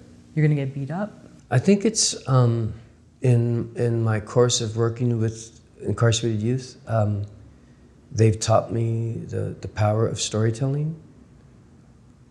It's really, really, really powerful. You know, just the story, for instance, of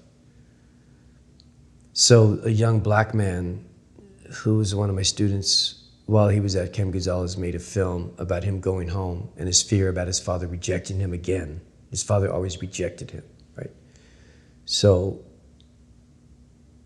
he made a film about this young black man who goes home, and the mother is trying to make everything fine, but the father says, "Get out of here, I don't want you in this house. You're a juvenile delinquent. I don't want you here. I want nothing to do with you." So this protagonist has to go through being rejected yet again by his father, right?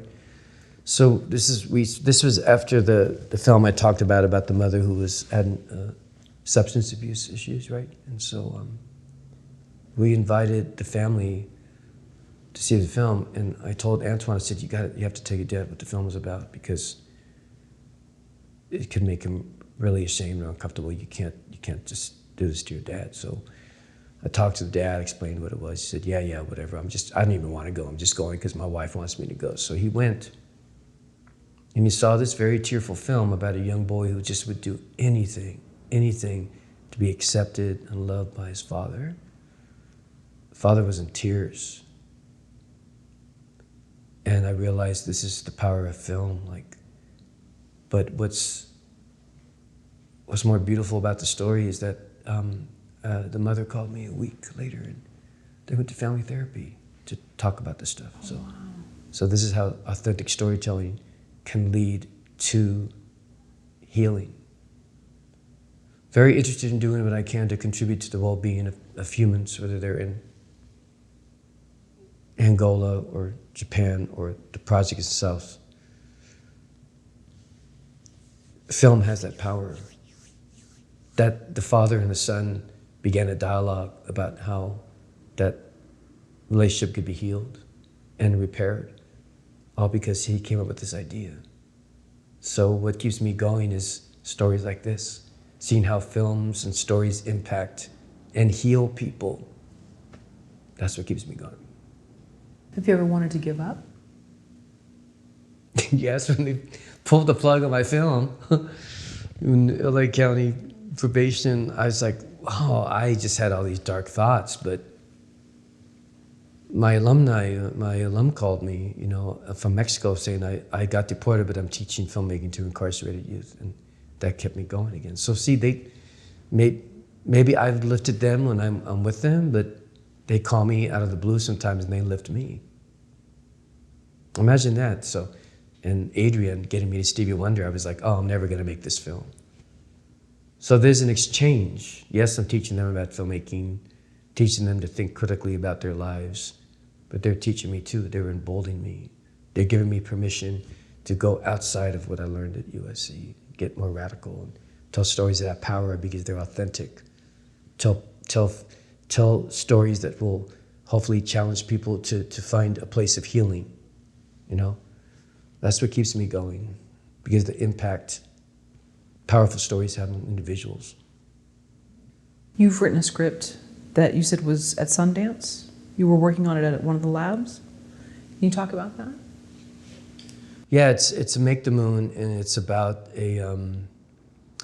it's semi-autobiographical, but it's about a mother. I'm mixed race. My mother is Caucasian, and it's about a single mom who's Caucasian. She has identical twin sons, and the father was not white, and she loves one twin. She loves him because he's good. I'm burning my own spot here. He's good in the arts. He's good at sports. He's very communicative. She loves him. She feels that he is going to be the first one in the family to go to college. The other son is involved in gangs, smoking weed, getting girls pregnant, and dropping, not showing up to school. The one that she really loves ends up tragically dying in an accident. And the surviving twin, she forces him to become the twin she loves. She said, "You be your brother, then I can love you." But I'm not doing that. It's a film about grief and about broken relationships. So it's intense. You wrote it years ago? Yeah, I wrote it about 9 years ago. And I've avoided it because it's too close to home. But I'm in a place now because I talked about my experience working with the Mountain Ute tribe and these very truthful conversations about our mortality. And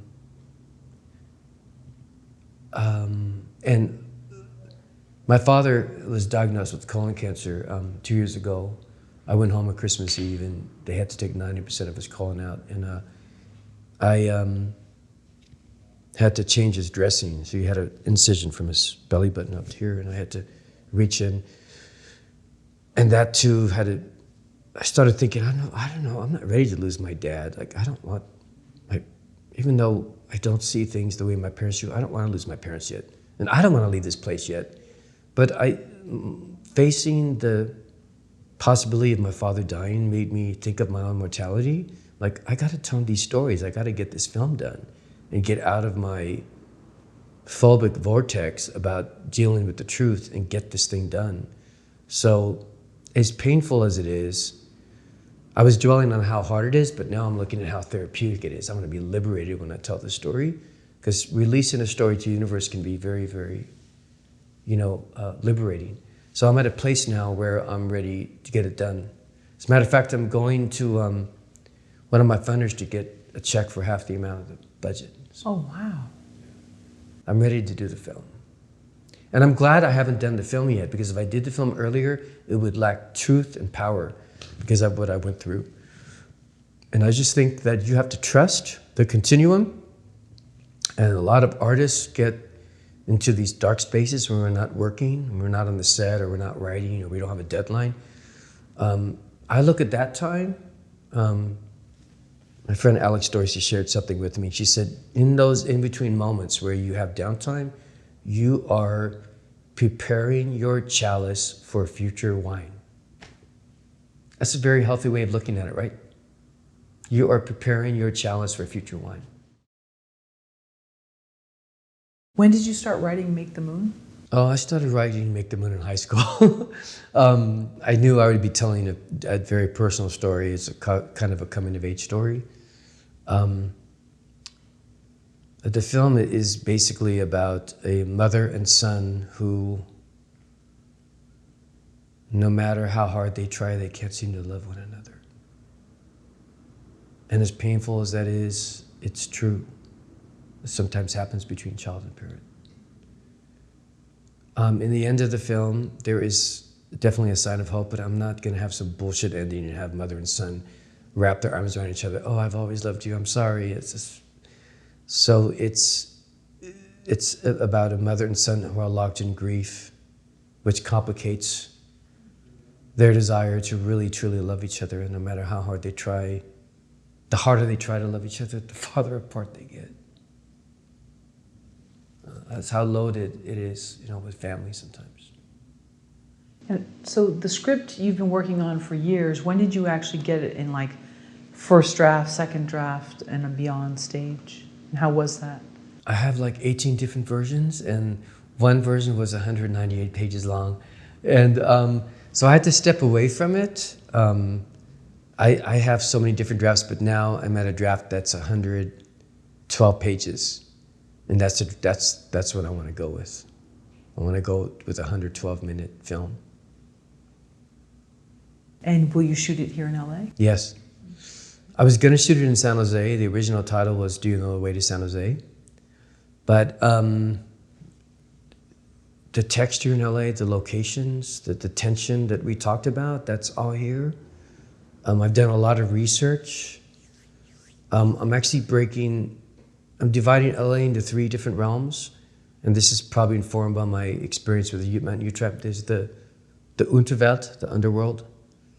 There's the surface world, right, the streets. And then there's the Überwelt, the overworld. So there's 3 different realms to LA. So it's kind of spiritual because the people who are like, you know, doing naughty things and doing illegal stuff that hide underground, that's the dark underworld. And then the surface world, which most of us are in. And then the overworld, which is more the superior beings.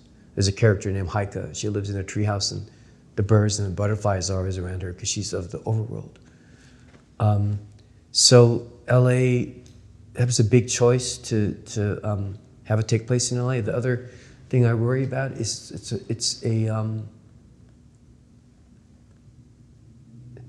the type of film that some people may be upset by because I choose to be real. And I don't, and there's some really radical scenes that might elicit some very negative reactions, especially people from the Christian right. And I don't want my family to be mistreated or disrespected because a member of their family made this film. I'm doing it to protect my family. It's not a faith-based film, right? No, it's quote not. unquote faith. Okay, No. But it's there's spirituality questions. Yes. Okay. That doesn't conform to, you know, I was born and raised Catholic. Definitely, it's not anti-Catholic. It's a different way of, this young man, this protagonist, has a different way of looking at things, and he meets a woman named Heike who helps him understand relationships and families, and it's otherworldly. It's just. You speak German? I speak German, yeah. Where did you learn German? Ich habe Deutsch gelernt in Hochschule und auch die Uni. I learned to speak in high school and college, and I studied in Berlin, yeah. But Oh, you went to Berlin, okay. yeah, the last time I was in Berlin, I was directing a show, and I meant to tell an actress, du musst die Kuli abbringen. I meant to say, please carry the pen when you enter the scene. I said, please bring me your ass. No. I meant to order, like, we were offered lunch, and I meant to say, I'd like to order chicken, which is, ich möchte ein Stück Hähnchen bestellen. I said, ich möchte ein Stück Hühnchen bestellen. I said, I'd like to order a little puppy to eat. Oh, no. So I think they just hire me because I make them laugh. What's your favorite camera to shoot with? Well, the Alexa, the new Alexa. Actually, I haven't shot with it yet, but I want to shoot with it because I've seen DPs. I've seen their dailies, and I love the Red camera. I love the Red. That was my favorite camera, but I'm going to be shooting with the Alexa for my feature, and I'm looking forward to that. Oh, you've already kind of planned that? Yeah. Okay, wow.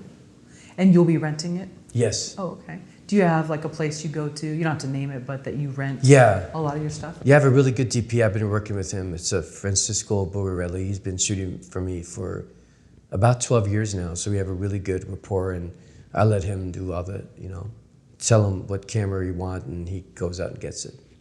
What is important for the director-DP relationship? What do you think? Because, there are people, they just have their team. What is that magic that happens? I think it's there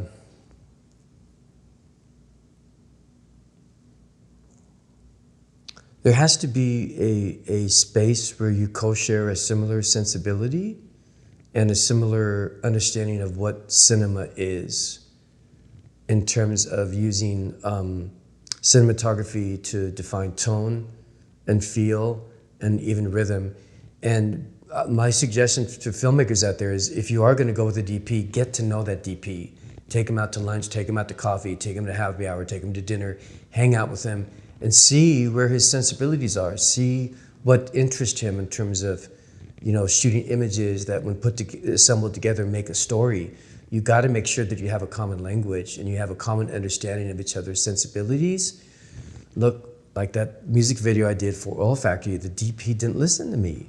He was much older than me. He just thought I was some new kid, which I was, and just did whatever he wanted and rebelled against anything I wanted him to do. There was no meeting between us. So you've got to, what really helps is if you have similar favorite films, that helps a lot. I always ask people, what films do you like? From a cinematographer's point of view, tell me what films you really, really like. So make sure there's a lot of common ground between you and the cinematographer you work with. What's been the easiest year you've had as a filmmaker? And then what's been your toughest year? Yeah, I think my easiest year was,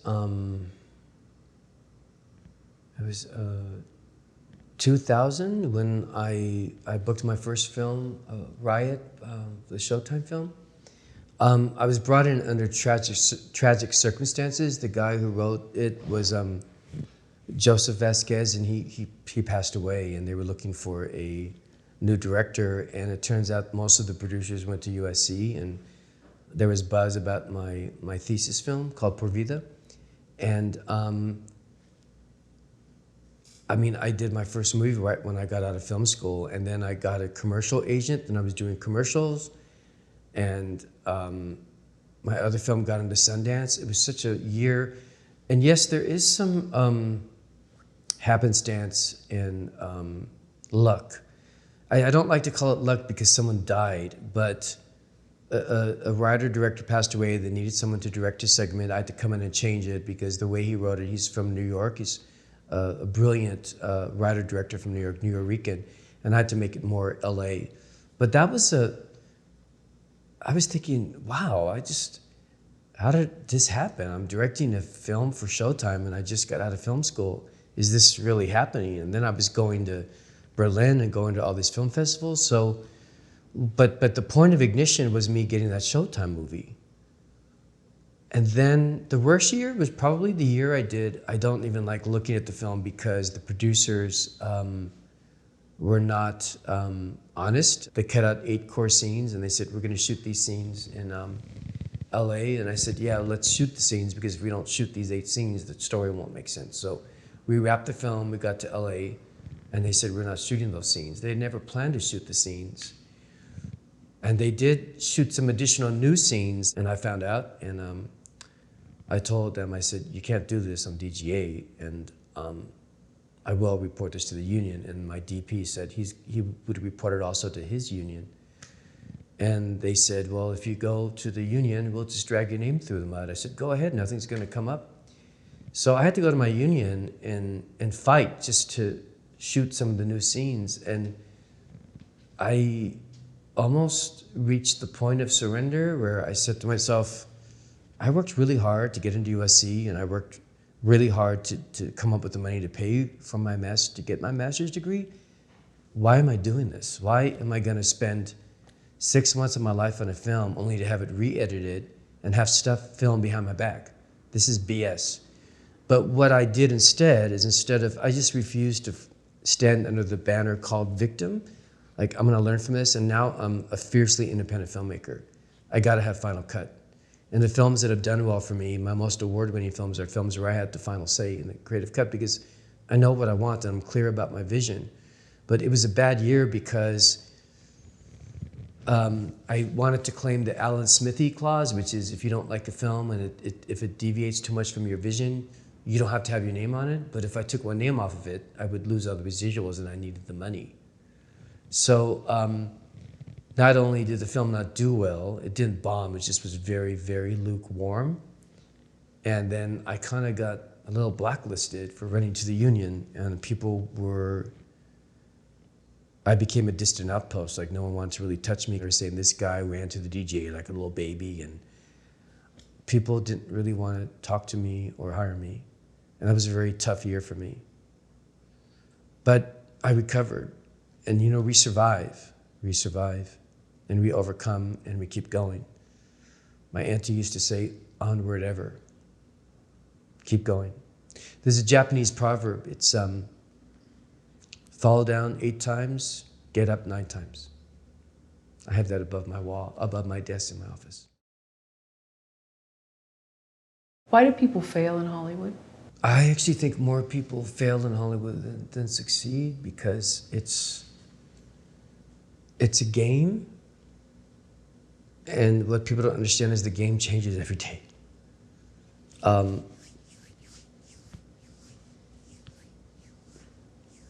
You have to know how the machine works, and if you don't know how the machine works, you're not going to get your work out there, and you will not have doors opening for your success.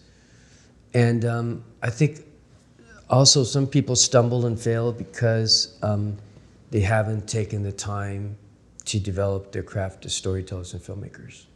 You really have to have it down. You really have to know craft. You've got to know where to put the camera, what lens to use, what is the lighting, what is the rhythm, tempo, and pacing, what is being revealed in the scene, where is the climax, where is the point of ignition, where is the aftermath, where does it pick up again, where does it end?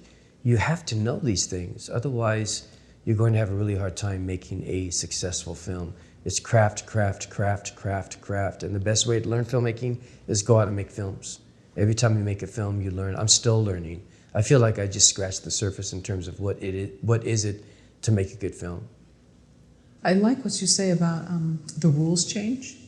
Hadn't really thought of that. That's really interesting. So how does somebody then start to know what the rules are if no one's telling you, but they're changing? You have to circulate and you have to read the trades. You have to be informed. You have to gather intelligence. I'm not going to mention names, but there's an actor who recently fell from grace. And he was attached to a project of mine. That project is now gone because his fall was so dark and tragic and severe and toxic so the game changed from my relationship with this actor because of what happened. Things are changing, every day.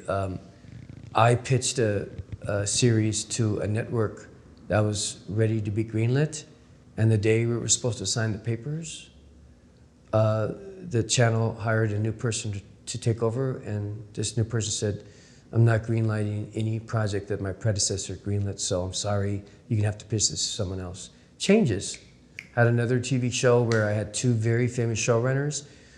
A week before we were supposed to go sign the deal, one of them got named to run a network. But you don't cry and weep about these things. You go, okay, this wasn't meant to be, let's keep going, keep going. It changes every day, it changes, and you have to be informed. You have to gather intelligence and talk to people in the industry and read the trades. So besides this interview, what else are you doing for your filmmaking career today? Oh, well, like today,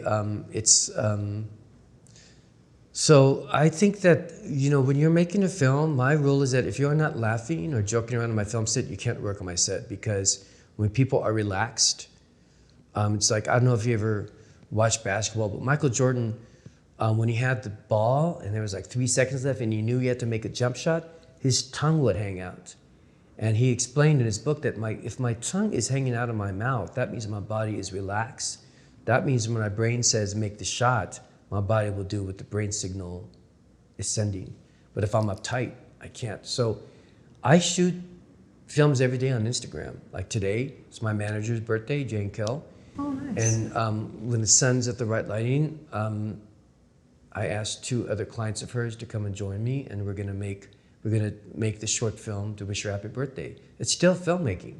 Oh, that's sweet. And I'm always, if I see something that interests me and I have a moment, I'll shoot a film. And here's another thing of advice. The new director's reel is Instagram. 6 of the last 8 jobs I got were because people saw my work on Instagram. Get your work out there. It's not Facebook. It's not a director's reel in the link. It's not a director's reel on a DVD. People are looking at Instagram. I know a lot of actors who get work through Instagram too. Everyone is looking at Instagram because it's very visual. So I make little short films. So you're either uploading your video or you're just filming it with the camera to the Instagram video part? And okay. I try to, because they can't be more than 60 seconds, so I try not to I think editing is important. You know, Alfred Hitchcock did Rope, and it had like 0 editing, but at the end he said, film must be cut. He's like, he didn't want to do it again because it was good, but if you really want to effectively tell a story, you're going to have to edit. So for these films I do, I usually have 1 or 2 edits because they have to be under 60 seconds, but you could tell a story in 60 seconds if you think it through. So yes, I'm not getting paid. I'm not on a set with a bunch of people, but I'm still directing. I'm still filmmaking. So I'm going to be doing a short film like 2 hours from now in downtown LA for my manager. Who's the best person you've ever worked with in Hollywood? That's a good question. It's also loaded for me, but I'm gonna, if you allow me to rephrase it. Sure. So I will share with you the person who most challenged me to become a better director. So I directed a film called Spout, which is this artsy vampire film starring Rena Owen, who is currently on Siren. It's a great series about mermaids, and she gave an unforgettable performance in Once We Were Warriors. And the reason why she challenged me to, the reason why my working with her was really transformative is that she taught me the importance of preparation. Like, I'm talking about dogged preparation. I'm talking about like really preparing every line of dialogue. And she also taught me what good acting is. I really didn't know what good acting was until I met her, and it's magic. And I only had to, I only gave her direction 3 times because we were talking about what was going on in the scene and she would deliver. And there were only 3 times in the course of this film where I said, oh, can you try it this way? And she said, yeah, that sounds good. She did it and it worked. But what she taught me was this: when you have an actor or actress who is giving you what you want, stay out of their way. Give them that space to share their gifts with your audience. Give them space. Let them play. Give them the freedom. Don't be directing people like a traffic cop. Give them the freedom to shine and give them their space and let them make choices. Let them make radical choices and let them play. Rena taught me this stuff. She taught me to be more relaxed, and she told me to trust my intuition and trust my gut. And ever since working with her, I'm much more relaxed on set, but I'm also more demanding of my actors. In what way? I push them more. I push them more, where I'm not satisfied with a good performance. I want a great performance. And I used to coach football. I coached football, middle school football, and my job being a football coach was getting the best performance out of my football players. I had to do that same thing when I'm on the set. I need my actors to achieve something they never thought was manageable as an actress or actor. Rana taught me that. I had a ceiling for what my expectations were for my films and especially for my performances. Rana said, that ceiling is way too low, Alex. Get rid of it. We can go much higher together if we relax and go by our instincts and our guts and we don't have anxiety and we prepare. Because people have anxiety when they do not prepare. If you looked at the debates the other night, I'm not going to mention names, but there were certain candidates that were not prepared and they had anxiety and they were stumbling and they weren't finishing lines. Preparation is everything. It's another thing Rena Owen taught me. So I'm a lot more dogged and a lot more disciplined of a director because of Rena Owen. Thank you, Rena. Zeus Maasi, Rena.